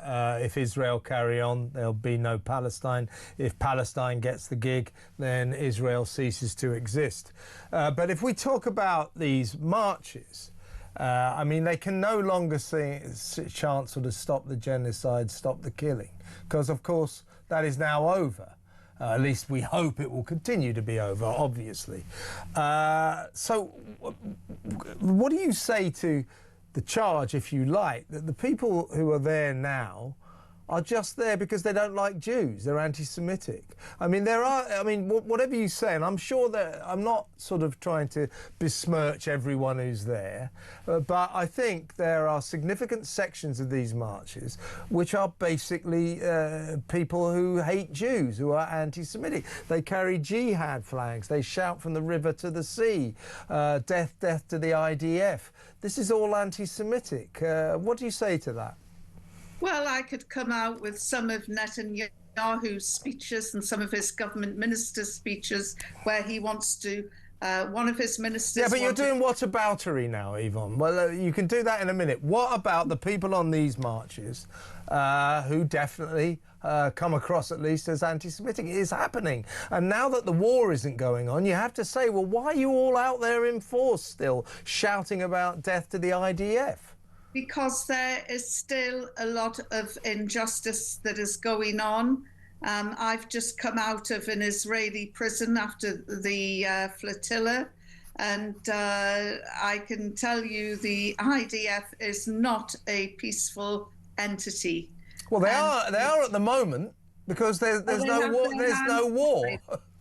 Let's see, you know. Well, yeah, I mean, in the fullness of time, but it still begs the question, what were they all shouting about on Saturday? Death to the IDF. You want to kill them even though they're not still waging war? Well, perhaps they're going to have to come up with some new chants. Yeah, that's for damn sure. But the fact that so many people around the world feel compelled to continue marching, lobbying, petitioning for Palestine shows that there is a lot of skepticism over this peace deal and that it could change very quickly. And of course, once you've stood an army down, which I'm talking about the peace activists, once you've stood them down, getting them cranked up again, should Israel or even the Palestinian side lapse, then people will need to regroup again. So it's important. There's still a hell of a lot of work to do. There's still the BDS movement, the boycott, divestment movement that... So these marches, you know, given that I presume their aim now is nothing less than a Palestinian state, to the extraction of Israel, the end of the Israeli state and the setting up the establishment of a Palestinian state, that's their aim, which is never going to happen in a month of Sundays, is it? So are we saying that these marches, which are significantly anti-Semitic, significantly Jew-hating, they're just going to carry on? Against genocide be anti-Semitic? Come on, Kevin. What genocide? Well, genocide actually is a legal. Genocide's a legal definition that wasn't actually reached in Gaza. So that's a different issue. But you know, nobody wanted to see the killing. Of course, nobody wanted to see that. But I'm not saying. I said earlier, I totally accept that quite a lot of people on these marches are genuine people who think they're marching for peace and the end of genocide and all that. But there are people there, Yvonne, you've got to admit it, who are there because they hate Jews. We are seeing an explosion of anti-Semitism in our country. You must accept that. Well, yes or no? I've been on lots of these marches, and it's never happened to me where I've been to them, and I've seen them all shouting jihad from the river to the sea and all that. These are illegal chants. Well, you're saying that, but well, again, it is illegal to shout from the river to the sea. It's illegal. Yes. It's not because it's a call for the annihilation of the Israel state. That's what it means, obviously. No, from the river to the sea, Palestine will be free. Yeah, but from the river to the sea. It's in between the river and the sea, Yvonne, is Israel. Yes, so surely that was shown by Netanyahu in a map in the UN, and he was quite clear about what he meant from the river to the sea, and he was talking about the annihilation of Palestinians, which is why he is. Oh, okay, all right, fair enough. It cuts both ways. It cuts on what you're saying. I accept what you're saying. That cuts both ways. Either way, shouting from the river to the sea, if you're on a pro-Palestinian march, means we want to see the state of Israel annihilated, cease to exist. That's what it means. Well, that's what it means in some people's books. It isn't in others. You know, again, a lot of it is down to interpretation. But the marches have to keep going, because as soon as we stop, then things will slide back. And the only reason that we're at a state where there is a ceasefire today, I believe, is because of public opinion. I think it's because of this. Because Israel has defeated Hamas. This is a surrender by Hamas, isn't it? So far, they're obediently doing everything they're told. It's not a surrender at all. What is it then? Well, they're not really getting much out of the peace deal, are they, Yvonne? No, they're not. See, that's right. They're surrendering. They're surrendering. It's not surrender. Absolutely not. What you've no seen, surrender, eh? What you've seen is a poorly equipped bunch of resistance fighters who have the law behind them, by the way, to resist the occupation. And they have taken on the 4th largest army in the world. And they lost. Do you condemn Hamas? They have not. Do you condemn Hamas, Yvonne? Sorry? Do you condemn Hamas? Oh, for goodness sake, are we back to this again? Well, We've had this for 2 years. So you don't? No, I won't condemn them. Oh, okay, so it's fair enough. I've just asked you a question. Fair answer. You know, I really thought that we'd got beyond that. Well, I don't think we have, but I do think this is a surrender by Hamas, that Israel have won. But listen, Yvonne, I wish we could carry on, but I've got the news coming up. But really good to talk to you, seriously. Nice to talk. That's Yvonne Ridley, journalist, old colleague of mine. Next up, we're going to be talking to Lady C about the royals. That next, stay tuned.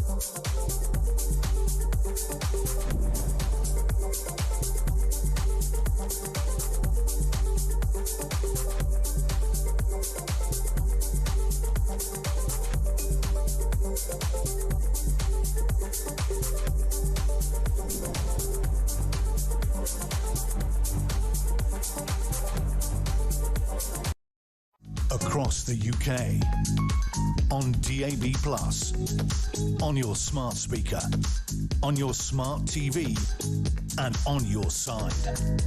This is Talk.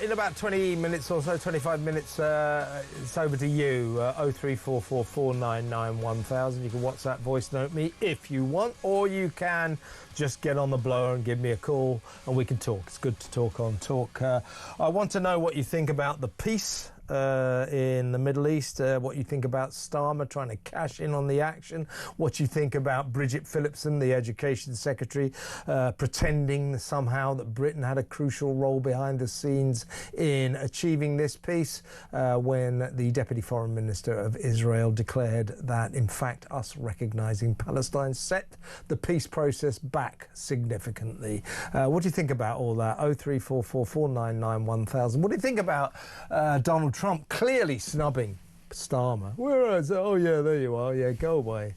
Gave Macron a right roasting. Didn't even seem to notice that Mark Carney was even there, but I think that's the story of Mark Carney's life. A wallflower to the end, but a recogniser of Palestine. Let me know what you think about that. 03444991000. Also, digital ID cards. What would you think about them if you don't have to say whether or not you're a male or a female? You can say whatever one you fancy being. I identify as a male. I identify as a woman. But they'd be useless, won't they? If you can't even tell what sex someone is, what gender they are, as in male or female. It is a binary issue, by the way. These cards will be useless. Let me know. 03444991000. But first, fasten your seatbelts, because we are going to talk to the brilliant royal expert, Lady C. Welcome, Lady C. Hello, how are you? I'm very, very well. It's always a pleasure to have you on my show. And we've got lots to talk about, if you don't mind. First of all, fascinated to get your take on Meghan's recent trip to Paris Fashion Week, where she tried to get in with all the top people there, but didn't really manage it. She didn't really manage to get photographed with anybody who mattered that much. And subsequent to that, and of course at one point she was pictured driving in her limo past the tunnel where poor Diana died, and she's got her feet up on the back seat. So a lot of people made a lot of that and said, well, that seems disrespectful. Perhaps she wasn't even thinking, who knows? But since that trip, Lady C, Harry has let it be known through friends that he's furious that Paris is being used as a stick to beat Meghan with, because people are saying, oh, the Diana connection and all this kind of stuff. He's angry about this. Well, my thought about that, Lady C, would be this. Well, Meghan, don't go to Paris then. Then you won't get all this talk. So what's your feeling? I fear that she went to Paris because she knew about the Diana connection and she thought that might get her lots and lots of coverage. What are your feelings, Lady C? Well, I find it very interesting that he has made this comment through his friends, because both Harry and Meghan have previously stated that they wouldn't go to Paris because of the connection with their mother, with his mother. So their inconsistency yet again is so obvious that, I mean, you just hang your head and wonder, well, why is it that today the sun sets in the west and rises in the east, and tomorrow it does the opposite? Yeah. Exactly right. As I say, I'm not saying Meghan shouldn't ever go to Paris, but she must know, and Harry must know, that there's something provocative about Meghan being in Paris, driving past the tunnel where poor Diana died with her feet up. The whole thing, the whole Paris thing. She was once quoted as saying that Harry and I can't ever go to the French capital because of Harry's mom, as they say in America. And that seemed to be a reasonable viewpoint. But there she was, not this weekend just gone, but the weekend before, at the Paris fashion shows, making a real splash of being in Paris, a place where she said she could never go because of Harry's mom. It's bizarre, isn't it? Yeah, but it also makes sound sense if you realize that you're dealing with arch manipulators who will do anything to remain in the news. And especially at this time when Victoria Beckham is in the news, and Victoria Beckham is being, her Netflix show is doing so well. And you notice Meghan has all of a sudden started to do a cosplay of Victoria Beckham, you know, never smiling and very sweet and everything. So that's the latest imitation that she's about. But I think the whole thing was done deliberately. I think that they knew exactly what they were doing. Let's remember, they are in danger of being totally dumped by Netflix. As it is, anything that they have to deal with Netflix is on a submission basis. So there's no money there of any consequences. And they have her Christmas show coming up. And I think they're really worried because everything that they have done so far has flopped. The only thing that worked with either of them was the very first show on their lives. I think it was a 6-parter, but everything else has flopped. And I understand that they're in pretty serious trouble financially, which of course they would be, because they don't have any money coming in of any significance to maintain the lifestyle that they have. Yeah, I mean, they're not making money out of anything. And she even approached the designer of Balenciaga. You know, he didn't approach her, she approached him. Yeah, his name's Pier Paolo Piccioli.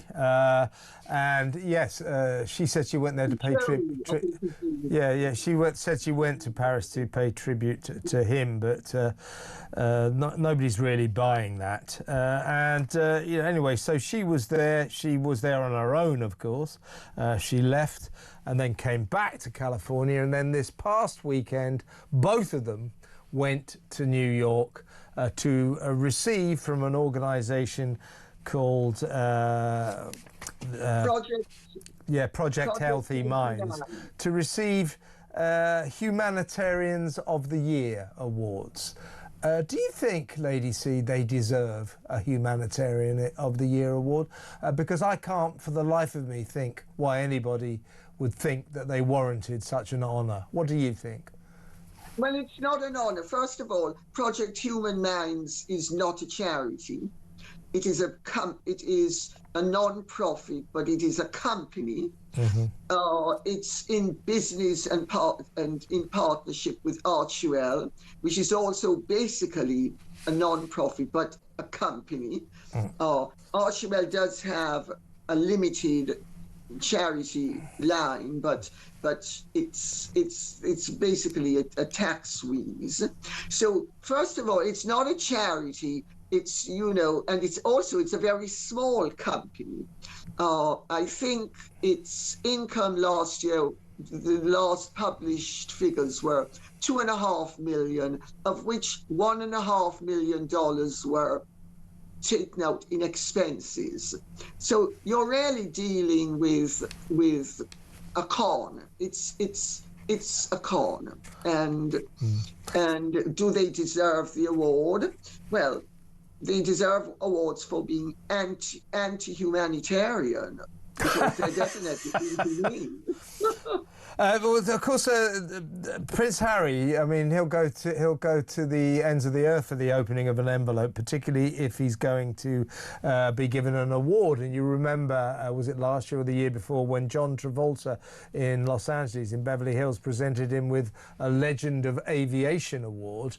Harry got a Legend of Aviation award. This was a man who couldn't pass his army helicopter pilot's test. So he's no slouch at receiving awards which he thoroughly doesn't deserve, is he?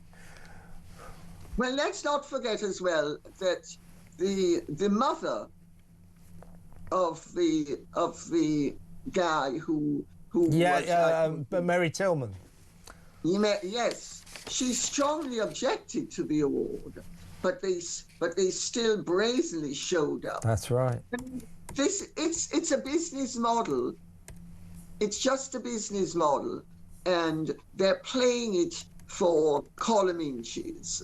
It's, you know, either they're going to do something like this, or they're going to pay a firm like Sunshine Sachs, which they paid $2.5 million to, and then had trouble settling their final invoice, so ended up parting ways.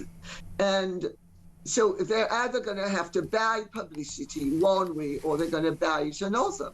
But they don't seem to understand that their business model isn't working, because they get a lot of publicity, but it doesn't actually convert into proper dollars and cents, does it?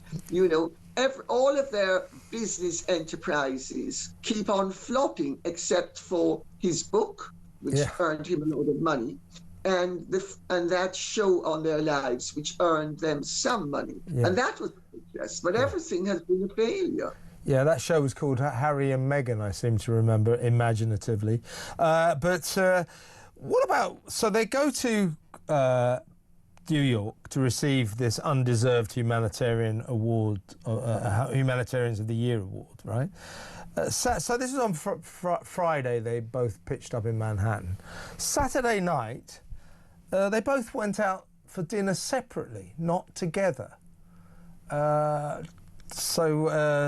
The Duchess of Sussex, Meghan, dined with her friend Serena Williams at New York's Soho House, whereas Prince Harry was just making a series of individual appearances. So what do you make of that? I mean, don't you think that's strange? You both go to New York for the weekend. I know they're busy people, they're in demand, but you'd have thought, you know, if it was a very happy marriage, they'd have gone out for dinner together on a Saturday night in New York, don't you think? Not necessarily, in fairness to them. I mean, this is a business. They are a business, and they're going to get far more attention if they go out separately than together. They have perfected the art of getting everybody to talk about them. It's actually brilliant public relations, if you think about it. Except they don't get that much positive publicity, do they? Right, but they don't care, because remember, there's a school of thought that all publicity is good publicity. Yeah. That's what I always say. As long as they spell your name correctly, you're in business. But what do you think about Meghan's? I mean, a lot of people are saying, well, why did she go to Paris?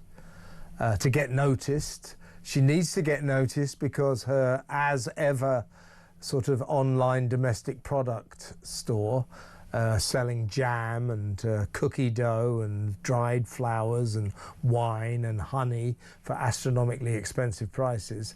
A lot of people feel that business isn't doing very well, to say the least, and that she was trying to drum up publicity to try to direct attention at her ailing business. What do you think is the state of play with As Ever, Lady C?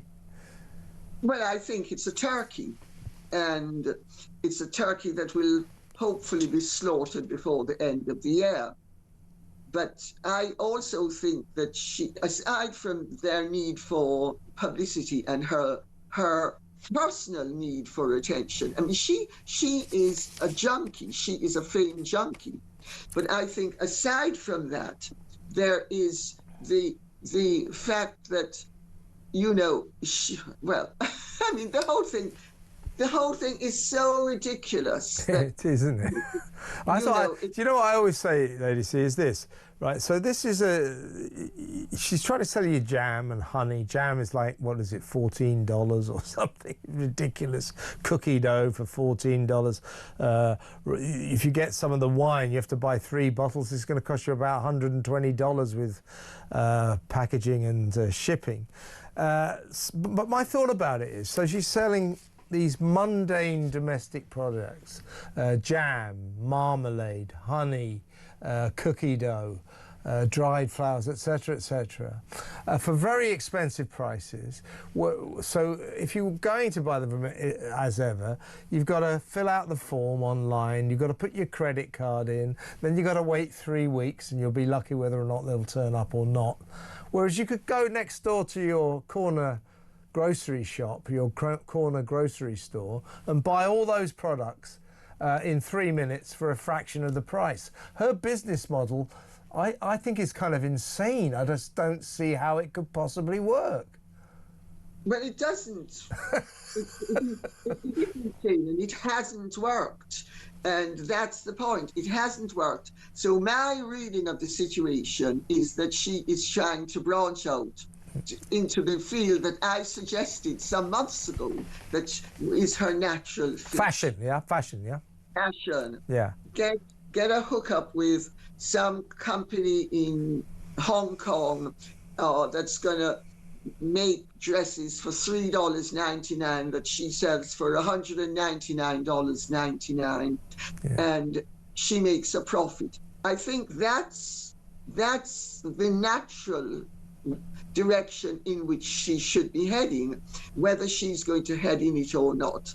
But the reality is that she is so unpopular. I mean, she's very good at getting press attention, but she's not popular. She's disliked intensely.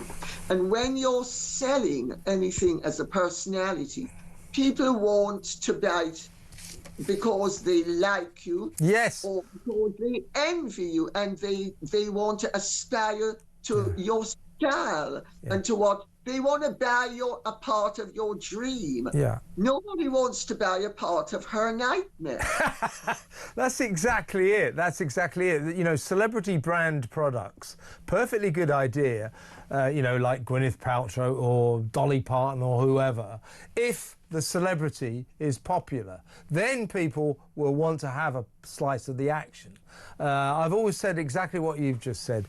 Meghan Markle isn't popular enough to sustain a celebrity brand. People aren't going to go out of their way to buy Meghan wine or Meghan cookie dough.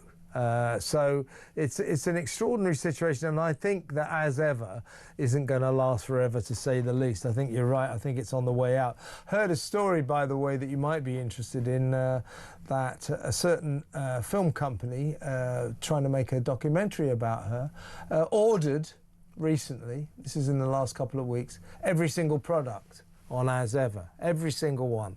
After 2 weeks, they got back a message, we can supply you with the wine, but nothing else. So nothing else was available except some wine.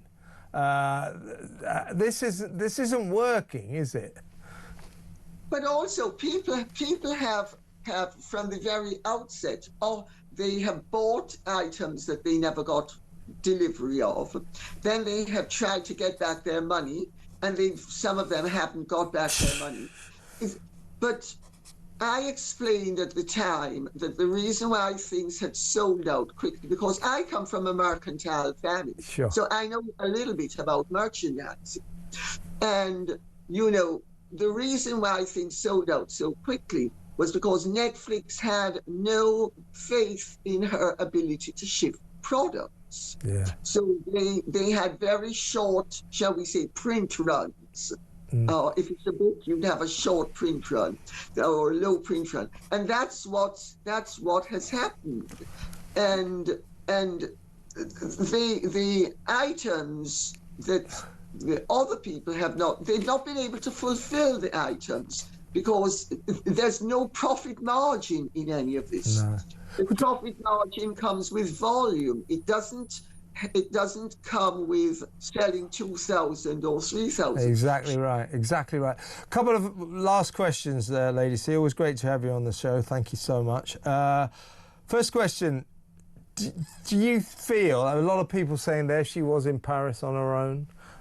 They went out separately in New York. Apparently, throughout this past weekend in New York, even for all I've seen some of the pictures, I see what people are saying, that Harry looked like he was grinning through gritted teeth. He looked like he was constantly furious. That's what people were saying. Do you think there may be some trouble in that marriage? There's always been trouble in the marriage. And in the early days, she had him well controlled. But I don't think she has him quite as well controlled all the time now. But the marriage has always been troubled because they're both very troubled individuals and they're very troubling individuals. But I would respectfully submit that Harry and Meghan are setting out at this juncture to create as much speculation as possible to get written about. Yeah. Can I ask you a last question? Harry, incredibly, you know about his long-running legal battle with Britain to be given armed police guards whenever he visits this country. He's failed and failed and failed. He's appealed, failed, appealed again, failed. It's cost him millions and millions of dollars. Been told, no, you're not getting that. You're not a frontline royal, therefore you don't warrant it. He has written to the new Home Secretary, Shabana Mahmood, and asked her once again for armed police protection when he comes to this country. Why can't he understand he's never going to get it? Again, Kevin, it's a very clever ploy. This is a way of keeping themselves in the news. This also, my understanding is, sorry, that Meghan does not want to come back to this country. Yeah. And this is a brilliant way of making sure that they have the perfect excuse to not come back. And also, remember, both Harry and Meghan have said she and the children will be at risk if they come to this country without security. Yeah. Well, notwithstanding the fact that they would be at a royal palace, which automatically has security. Pretty secure, yeah. So I mean, that is all a huge red herring. The fact of the matter is, Meghan and Harry don't want the children to come back to the country because they don't want too much scrutiny. Yeah. I mean, the children are the biggest subject that Buckingham Palace receives letters on. And I think this is all a very convenient series of red herrings thrown in the path of people for them to think, and it also creates a victim narrative for Meghan and Harry to be getting on with. Because Harry did say that he had accepted the decision, but now and let's remember, he's married to one of the top lawyers of all time. Rachel Zane is a top lawyer. And Rachel Zane is a very top left-wing lawyer who also is obviously a colleague of Shabana Mahmood, who's another top lewing lawyer. A suits lawyer, yeah, indeed. Oh, absolutely. So they have all that nice dynamic going on together. And I think the whole thing is slamming the buttons for people to talk about them, and it's a victim narrative. And they love it. What you said earlier, the thing about her is she is kind of addicted to fame. You called her a fame junkie. I think that's a very perceptive thing to say. It's true that she just loves to be in the papers, hence these weird trips she keeps making.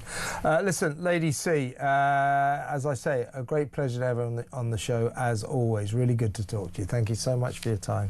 That was the inimitable Lady C on the latest shenanigans on the Planet Sussex. Let me know what you think if you like. 03444991000. In the meantime, we'll go to break now. When we come back, we've got your calls, we've got your WhatsApp voice notes, and we've got your messages. So much still to come. You are in the hot seat all the way until 10 p.m. So stick around, folks.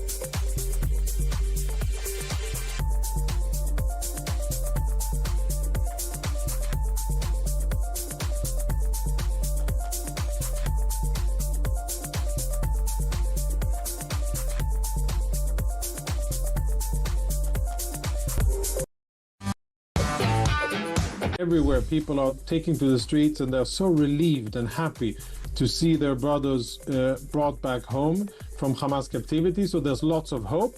The realists in the crowd know that this currently is a ceasefire and it is not a peace deal. If Hamas indeed implements all of President Trump's plan, there's a chance that it becomes a peace deal. But currently it's a ceasefire and a hostage release, which in itself is marvelous.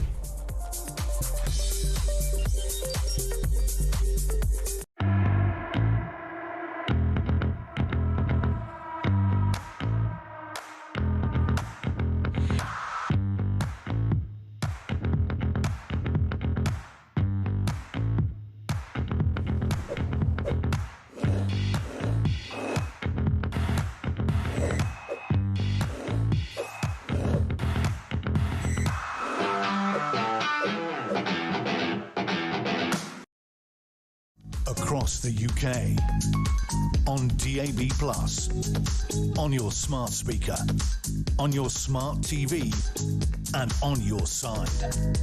This is Talk.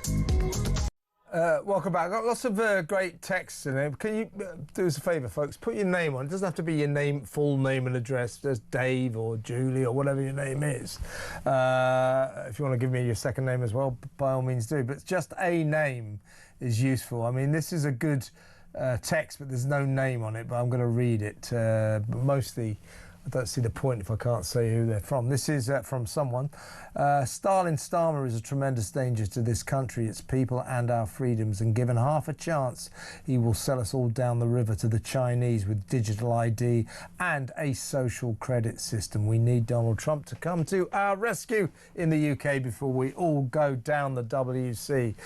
So that's a good little text. You should own it. So just if you can remember, folks, when you send me a text or a WhatsApp note, then put your name on it. Doesn't have to be your full name or your address, just your name, Dave or whatever. Let's listen to a quick WhatsApp voice note, shall we? Darren on the ceasefire. So I wanted to analyse what the Labour Party have actually done from the time Sir Keir said, release the sausages. Basically, they banned the export of certain weapons. They basically wanted Netanyahu to be arrested, and then they targeted the ministers. Remember the Israeli minister with sanctions? Then they recognised the Palestine state. They condemned the attack on Qatar.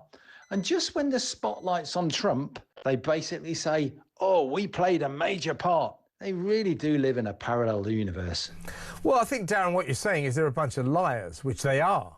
And you're right, you've just chronicled and listed this pro-Palestine, anti-Israel government's actions. I mean, their policies have been anti-Israel all the way down the line, right up until the ultimate anti-Israel measure, recognising Palestine, which Israel say materially delayed the achievement of peace in the Middle East. So by them saying, oh yeah, it was this we were integrally a key role in the talks, what a bunch of crap. Rubbish. Let's talk to Ian in London. Hello, Ian. Hi. Hello, mate. You want to talk about ID cards? Yes, indeed I do. I lived in Israel for 5 years, and I took up citizenship, and as part of that, I had an ID card, as everybody in Israel has ID cards, and they work wonderfully. I'm going to explain to you why, and try and convince you why they're a good thing. Well, no, let me just preface this, and please do list all the good things about it afterwards. I'm not criticising Israel for having digital ID cards or ID cards. I'm not criticising any other country if they want to do it. I just don't think they're British.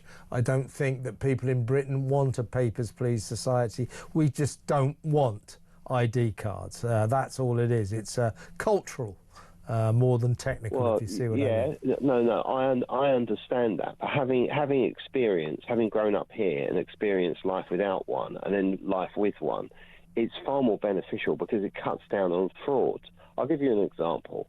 When you go, once you've got your ID number, no matter what changes you make in your life, to your life, the ID number stays the same. So if you get married, you change your name, you've still got the same ID number. A bit like your national insurance number, yeah? Exactly. Like well, so why do we need an ID card if we've already got national insurance numbers? Because there's no photograph or yeah, but but this is exactly what we don't want to give to the state. We don't want a big state. We don't want to give them all our information. We don't want to give them our pictures. We say it's none of their business. You know, but what if it was to your advantage? So is it to my advantage? Why is it to my advantage? Okay, so let me give you an example. Mm-hmm. So say for example, if you go to your health provider, you utilize your ID number. If you go and want to open a bank account, you utilise your ID number, and it's tied to your bank account. Don't want that, Ian. Don't want that. I want to be able to. I want to be able to open a bank account just on a normal basis. Walk into a bank and open an account. I don't want to have to give them. I don't want to have to give them. I don't want to have to give them a state-issued ID card. All you're saying, Ian, is this is really, really good for the state, for the big state. No, it's good as a private individual. It makes it easy. If we want to do a contract with somebody, say for example, you want to rent an apartment, how do you know? You can forge the damn things easily. Well, no, you can't forge the ID cards easily. It's not so easy, and the whole idea of the digital ID is that it's not easy to forge, and that it's even harder to do a digital ID. Yeah, but they will be forged, won't they? Well, obviously. I mean, you know, the government's saying it'd be really good to stop illegal working. You know, it won't. No, it won't. I mean, illegal working will carry on just like it happens now. You're supposed to, in terms of illegal working or migrants working illegally, asylum seekers working illegally, you're supposed to, in this country, have proof of residence and proof of your national insurance number. These people don't care about that, just like they won't care about the digital ID card. They'll carry on working illegally. Well, that's the employers, isn't it? That's down to the employers not requesting it. Well, but even this is down to dodgy employers who will employ illegally anyway. So ID cards won't do anything to crack down on illegal working. Look, I found it. I'm only telling you from my experience. I found it a very convenient way to be able to deal with all manner of both government and non-governmental services. Yeah, well, the non-governmental I really don't want to know about. I don't want to know about banks and private companies saying, "Show me your government ID." Don't want to know about that. And frankly, we have managed very nicely without these things until now, and I think we should continue. I absolutely take your point, Ian. I know what you're saying. I'm just saying that we in Britain recoil against this idea. Papers, please. Show me your papers. There seems to be some sort of discrepancy. Come with me, please. It's a papers, please dystopia. We don't want to know about it. I mean, I understand what you're saying, but essentially ID cards are to make life easy for state overreach, and we reject that. Do you see what I'm saying? Okay. Look, I can only give you my experience. I know. Look, I'm not fighting. I'm not fighting with you. You see what I'm saying?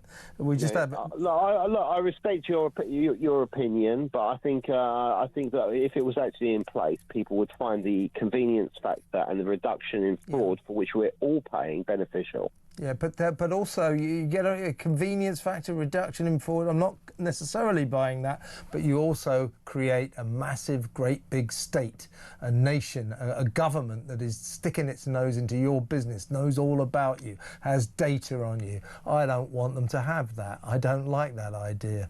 You see what I'm saying? But right now they have more cost because each organisation identifies. Well, yeah, but that's their problem. That's their problem, Ian. This is about. More cost. This is. Never mind about that. It is about individual freedom. Freedom is more important than cost. Well, it's more important than convenience as well. We're talking about the freedom of the individual, the power of the individual over the state. We get these cards, the state becomes far more powerful than us. Right now, we can just about hang on to individual freedom, and that's why I reject these cards. But I do accept what you're saying. I understand that. But I say convenience, cost, fraud, all of those things are not as important as individual freedom and our freedom not to be monitored and tabulated by the state. It's as simple as that. That's what I say. Well, I'd be very interested to know what proportion of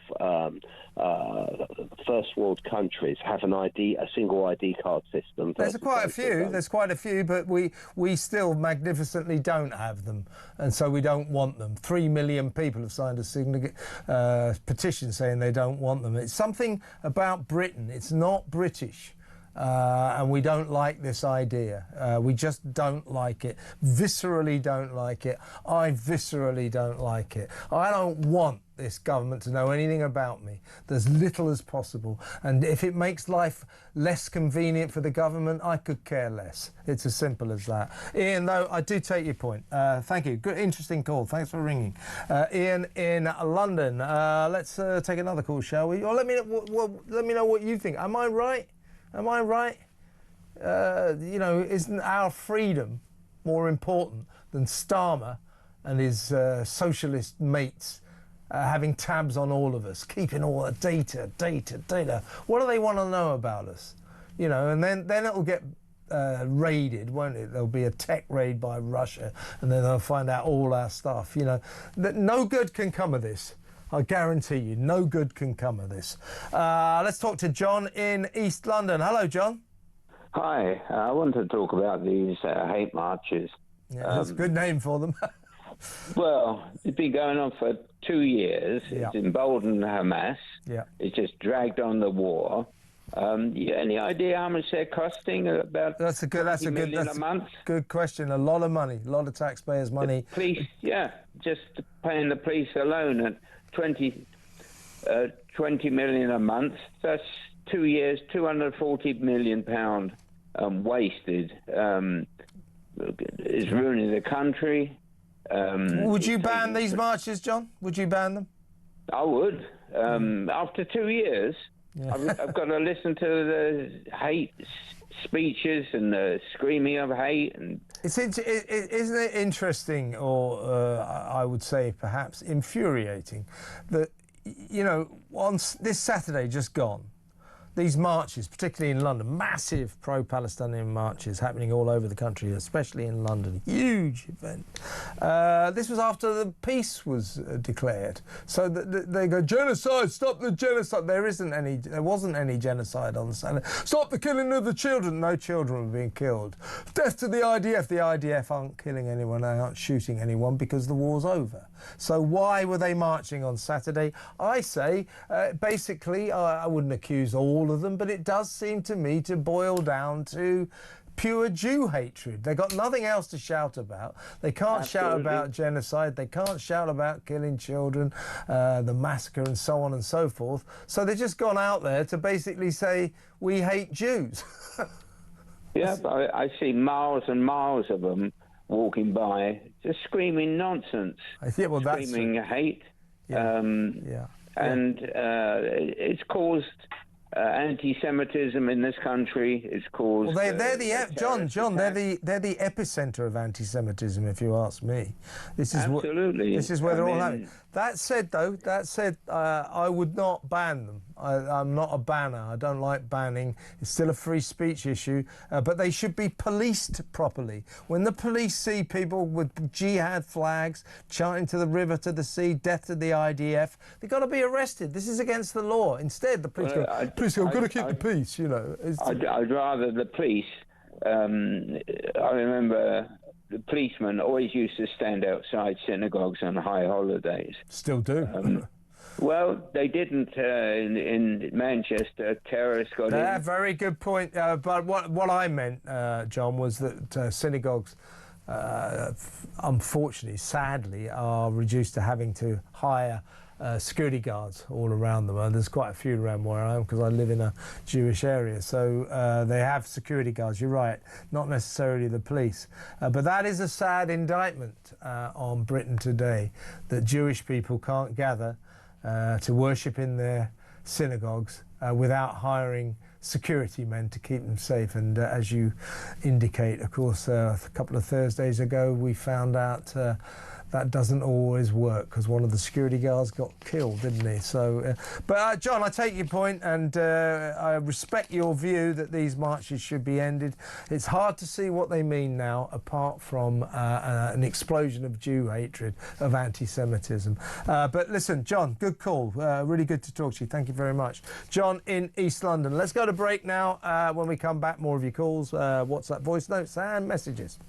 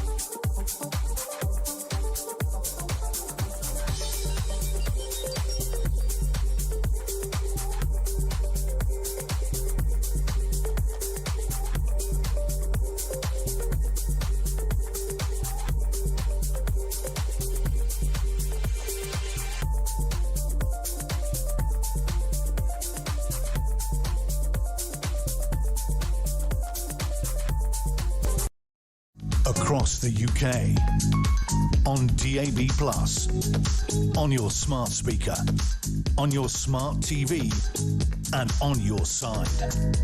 This is Talk.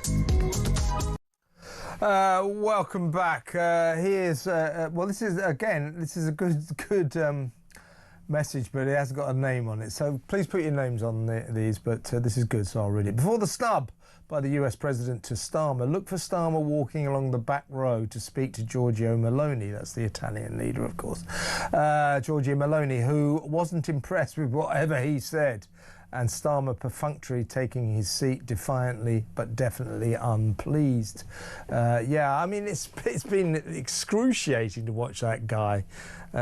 Just don't go next time, mate. It just sort of embarrasses this country, shuffling around. Hello, Donald, I'm here. I know I recognise Palestine, but, can I please have some of the glory today? Is that all right? No, it isn't.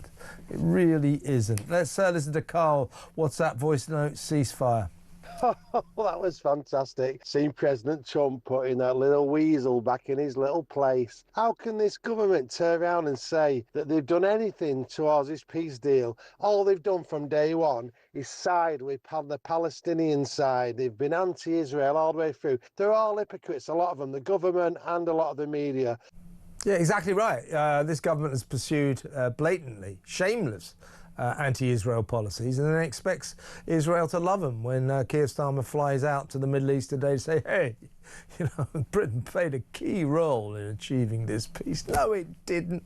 But Bridget Phillipson said we did. Oh, well, in that case proven. Yeah, I rest my case. Bridget Phillipson said.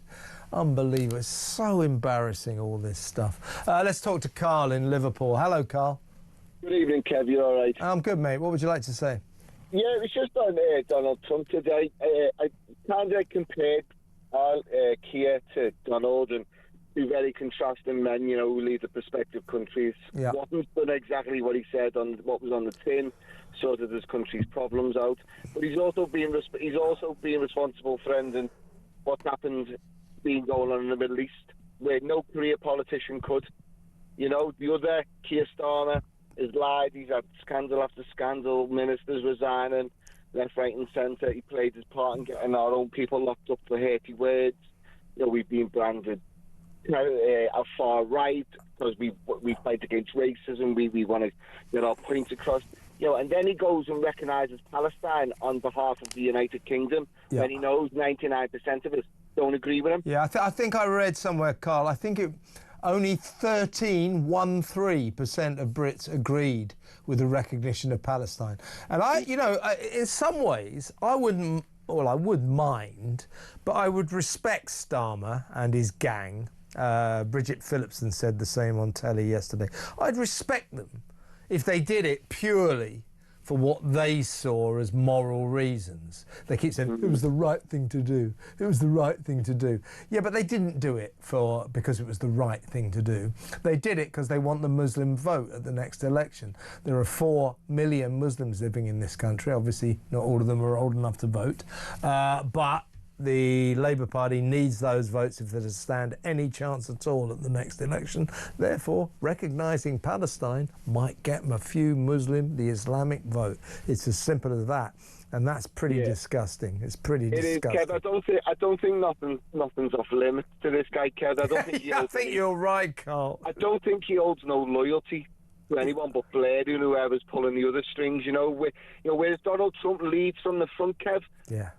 Keir's a follower. He's from his puppet masters. He's just a disgusting human being. When he came out and recognised Palestine, knowing that the majority of the country wouldn't agree with them, but also had the gall to stand on that stage today. I know, it's astonishing, wasn't it? It was even by his own standards, Carl, today, that was the lowest of the low points for Keir Starmer, shuffling around, trying to, well, Donald, I'm here, can I have some credit? No, you can't. You had nothing to do with this peace process at all. In fact, all you did, Starmer, was delay it by rewarding Hamas, by recognising Palestine. That's all we did. We delayed the peace process.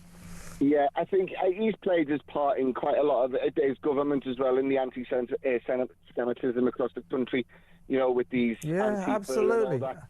He stoked the fire, but I was so pleased for Donald Trump, Kev, when I watched it.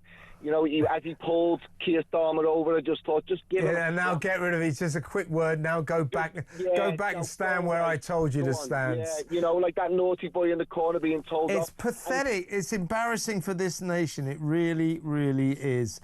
But I couldn't agree with you more, actually, Carl. Good call. Thank you very much. Always a pleasure to talk to you. Carl in Liverpool. In a little while, we'll be going to the 10 o'clock news.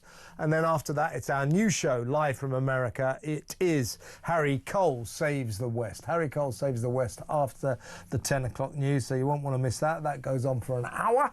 And then it's Petri Hoskin taking you through into the small hours from 11 p.m. until 1 a.m. All that still to come. Let's quickly play our last WhatsApp voice note. This is Pete says racist labels. I'm not sure what that means, but let's have a listen. All this calling people fascists and Nazis, this has got to stop. Something's got to be said in Parliament about this, about them labelling people like far right, Nazis, fascists, this, that and the other, because that's just spreading more hate and division. There should be a law, especially in Parliament. I think it should be said that you're only allowed to refer to people by their party name. So like he's Reform, he's Conservative, he's Labour.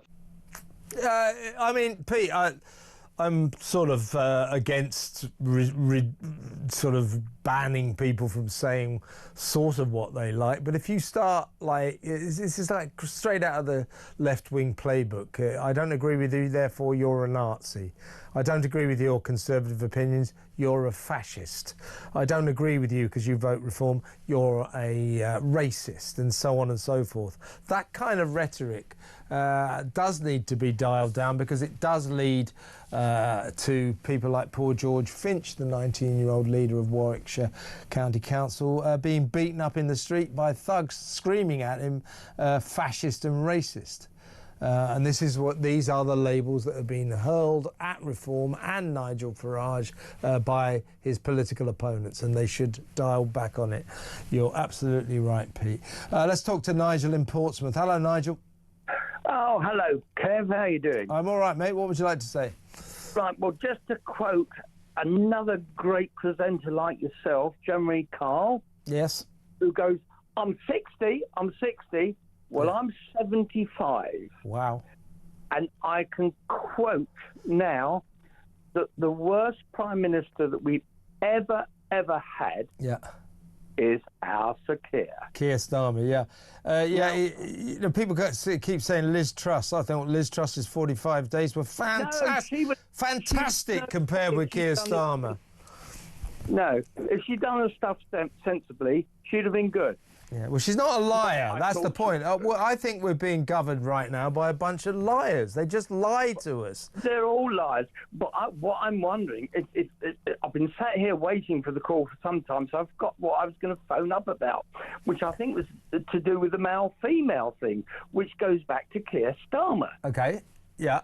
Well, yeah, because he sort of kind of entered the world of common sense in the end, but he once said he refused to say whether or not a woman could have a penis. The answer, of course, is a woman can't have a penis. It's as simple as that. I've got to be careful here because I don't want to sort of go too far, but, you know, he is a complete penis. Well, I mean, I couldn't possibly condone that sort of language, but I know what you mean. I know what you mean. That's why I said I was going to be careful. Yeah. The man is weak. He embarrassed the British nation today by being a complete, utter prat. I think, well, he certainly made a prat of it. He looked like a prat there. I totally agree with you, Nigel.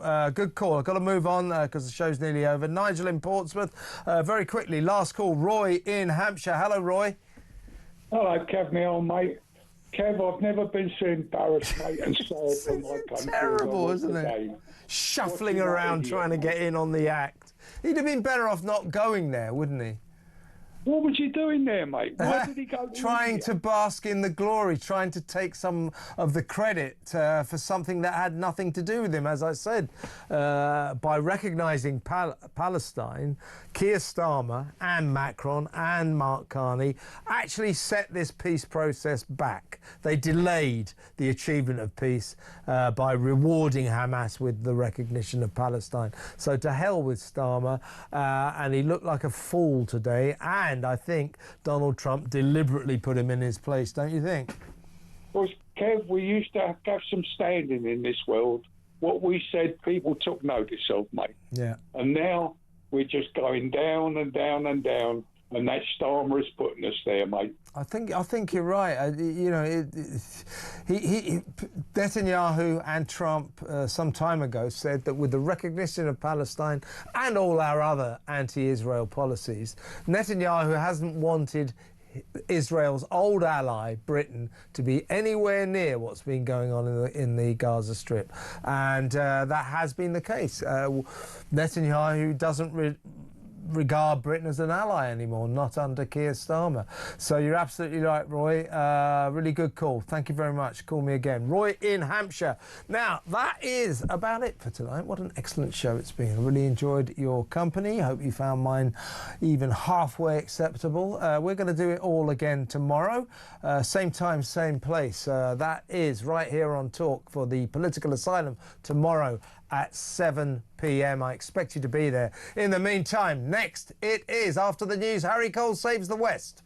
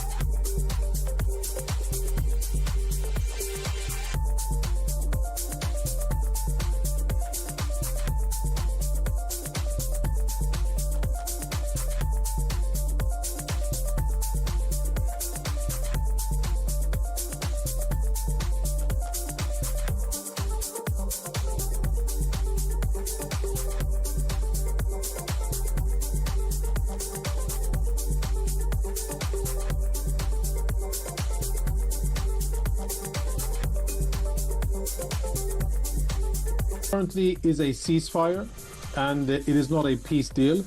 If Hamas indeed implements all of President Trump's plan, then there's a chance that it becomes a peace deal. But currently it's a ceasefire and a hostage release.